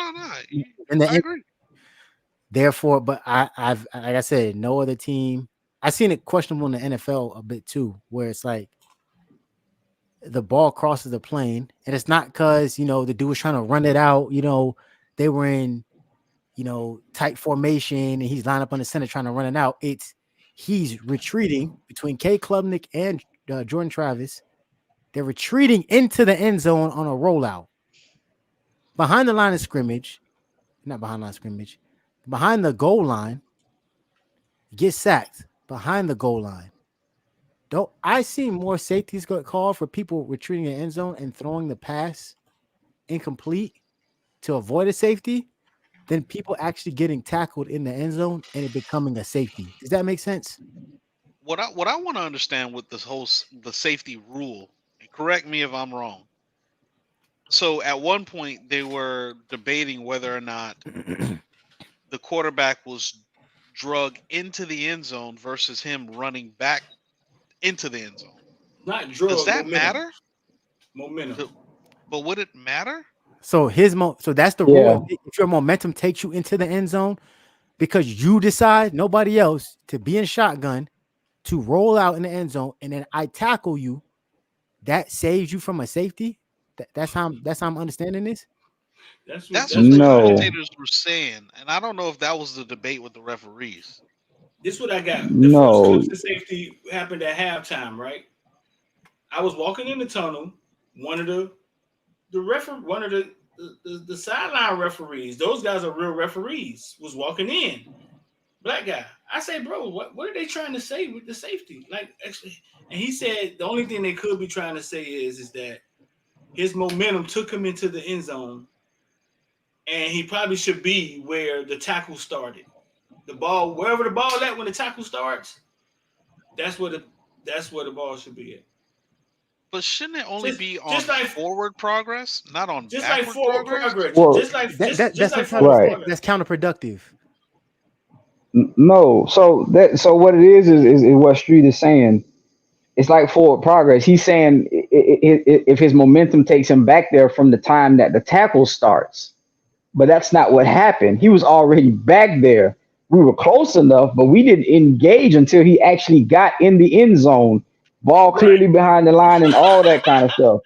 So the rule is momentum. Yeah, momentum from the tackle, basically forward progress. That's what it is. It's momentum from the tackle, not him and his own momentum traveling him back there. No. Once he got back there, once that tackle happened, that was it. It's a safety. So it was just a bad call.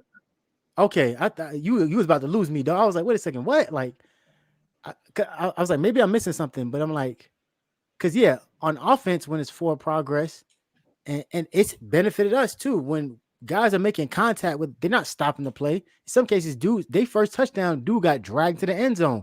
I was gonna be mad at it, but I was like, we do that all the time. We done it a couple of times this year and they let it go. So I'm good with that, right? That's fair. I can't be mad at that. I'm talking about twice we've seen someone on their own accord, not momentum. A rollout is not momentum. A rollout is a decision off of a play call, right? You fake the running back or a design QB rollout.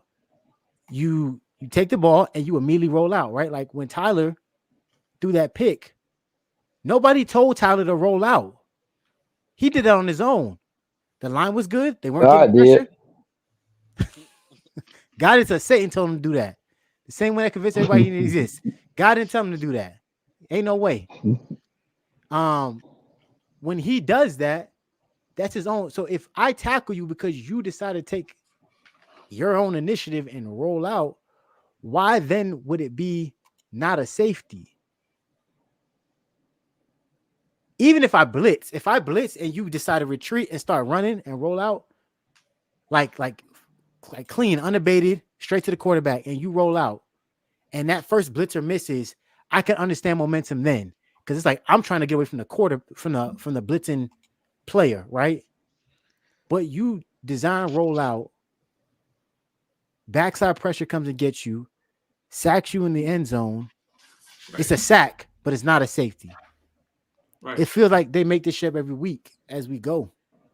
That's what it feels like. I don't see no other school. I watch a lot of college football, and I don't see any of the schools ever deal with this shit like Miami does. And I objectively watch this because I want to know. And it seems like we don't ever have to. Other schools don't have to see the type of things that we have to deal with. I think bad refereeing is going on all across the country. Oh, absolutely that. I'm talking about where it feels like they're making up shit as they go week in and week out. Instead of apologizing or saying that they was fucking wrong and shit and holding their referees accountable, which is what they're supposed to do when you send it to the review board. People are supposed to get fined and kept from games. Those are the things that are supposed to happen. Yeah, they probably just. But nothing happens, right? Nothing happens. Hey, you get a tier 3 bowl instead of a tier 1 bowl this year. That's probably all that happens. Right. Don't let it happen again. But it's up to Mario and Radakovich to make more of a stink about it. So just to get the eyes going, just to get the eyes look, it's something that he's got to be doing because there's nothing else you can do. But you got to be making more of a fuss about it instead of just letting it go to the review board and being mad at the shit. No, bro, go out there and get a fine. Here's how I would explain that. Go back, street. Scroll up to that. No, I know there's a better one out here. No. I want to see something real quick. Just scroll up to those 2 plays with the Clemson and what's called real fast before they put us in the gulag again. Oh, he missed a tackle, rolled back, and still got sacked. That's crazy. Go back real quick. Scroll up real fast. Here's my question. Here's the simple question I asked to the ref, right? In those 2 plays, if that's where the ball was when the offense was driving in, would that be a touchdown? That's all I would ask. If where that ball is, when you're on offense going in, would you as a referee call that a touchdown? It is, but it's different when it's going the other way. I'm asking a question because we talk about ball breaking the plane. They say any part of the ball. It could be the tip of the nose of the ball. If it breaks the plane, it's a touchdown. So it should be the same way for the safety. No. But what they're saying is the ball ain't supposed to be in the end zone. That's what they're trying to say. But both of these motherfuckers got tackled in. They're trying to say that the tackle started here. Kind of like when a runner runs the ball and he get knocked backwards, and then they take the ball and they put it back where he got knocked at. Yeah, but that didn't happen. Yeah, but that didn't happen. Right. Yeah, right. It's almost like they're trying to tell us, hey man, wherever the intent for the tackle started, when he started getting chased, that's where we gonna put the ball at. Right. That's what they did. That's exactly what they did. But that was some bullshit.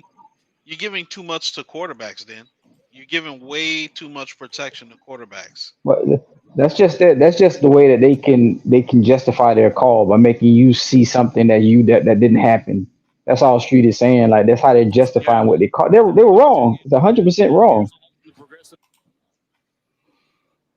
But they're basically just telling you running backwards is what you saw. I'm just confused. How do you, in both those situations, a person is running backwards. He's retreating from the blitz. I didn't watch the whole play. I just saw the part of what's I'm going to show you, Maye, their small argument. Here go their small argument right here. Watch this. Okay, see right there? That's the tackle. This is their small argument. And where's that ball? Is it in or out the end zone? It's in the end zone. It's in the end zone. Is it in or out? It's in the end zone. It's in. Clearly. In the end zone. Everything They're up saying to it's out the end zone, but it's back, in the end zone. In or out? In. In the end zone. Still in the end zone. In or out? And this is their small argument. So on the field, they say no safety, right? If you hit play, and then they go look at that, and they say, "Oh, that's not inclusive." And then they bring their ass back. But it was. All right. Yeah, they're lying. Go real quick. Go real quick. A little bit more. Go a little bit more. Watch this. Go a little bit more. Watch this. Watch this. Here's my second small question. Right. Watch this. If a quarterback did that, if he took the snap and did that in a game where his knee is right there, is that a safety? Is that a kneel down? It's funny because here's the other question. You're right. When you tackle yourself, is it different from when somebody tackling you? Like if he ran out the back of the end zone, would it be a safety? No different than when Leary caught that pass on us. He started to slide. He should have been down. Where he should have been down, where he started to slide. Yep, but that's true. That's a touchdown when it's against Miami. That's what we're talking about here. Yep, right. It's a touchdown when it's Miami against anybody else. right. That's Same what I in mean. Zone. That's what I mean. Same in zone. Same in zone. Damn, Miro had 6 touchdowns. God damn. Yeah, man, let's get out of here, man. It's gonna be the 4:00 Yeah. game. Who got 6 touchdowns? Jalen Milroe. Miro had 6 touchdowns. Oh yeah, boy. Yesterday was National Black Quarterback Day, boy. Oh, not down here. Or not in Florida. Anyway, it wasn't what Jordan Travis is. He Puerto Rican, huh? What Jordan Travis? Travis is? Look, I'm finna see y'all me and Jordan Travis chilling in Vegas. I'm finna see y'all the pictures in the group me. In the text, me Jordan Travis and his mama chilling in Vegas. He black boy. So we didn't get the we the only one didn't celebrate it, Manny. Everybody else did. Just our school. That email's in the junk box, I think. What? About the black quarterback. That it was a national 1, 2, 3, 5, 7.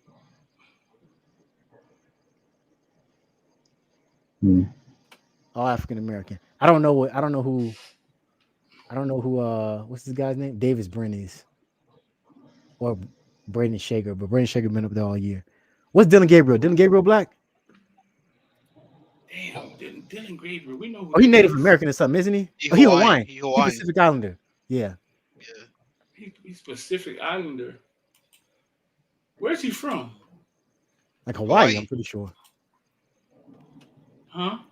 Hawaii, I'm pretty sure. He either went to the same school as two or went to like a rival of them, something like that. Dylan Gabriel? Damn, I know that name. Probably know him from 707. But there's what's that? He went to UCF. Jaden Daniels right there, boy. He blacker than black, boy. No, I said Jaden Daniels. I said Jordan Travis. Is Jordan Travis black? Oh, I don't know. And mama look like she could be a little Hispanic. But she black too. She El Negro.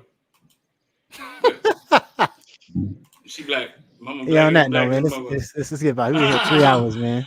You missed all the 1 o'clock games. But listen, man. Let me end this thing. Y'all make sure y'all hit like, share, and make sure y'all subscribe. Make sure y'all subscribe to the Caneville channel. Bro, listen. Through all the Mario bashing and all of this stuff, somehow we became better. Period. The team is better. They ain't laying down. So whatever they did to the team last year, they didn't do it this year. They laying down. They fighting. We 6-4? Yeah, and if 6-4, we down to 2 quarterbacks. So eventually, I think Jakori is gonna have to start one of these games. If Jakori don't start one of these games, y'all just go kiss his ass goodbye. Go to Instagram and just be like, "Hey man, that's fucked up what they did," and just kiss his ass goodbye. You know what I'm saying? If he don't start one of these games, all right. So eventually, I think Jakori has to start, and then that'll be on Jakori. He's gonna have to go out there and perform. But I mean, dog, the team is trending in the right direction. It can't go fast enough. No, we're trending the wrong direction this season. Year over year, trending the right direction. Man, I'm out here. How Dabo said? You in the show, man. How Dabo said? here. By Clemson stock. No, we are trending up in the right direction year over year. That YTD on them stocks, yeah.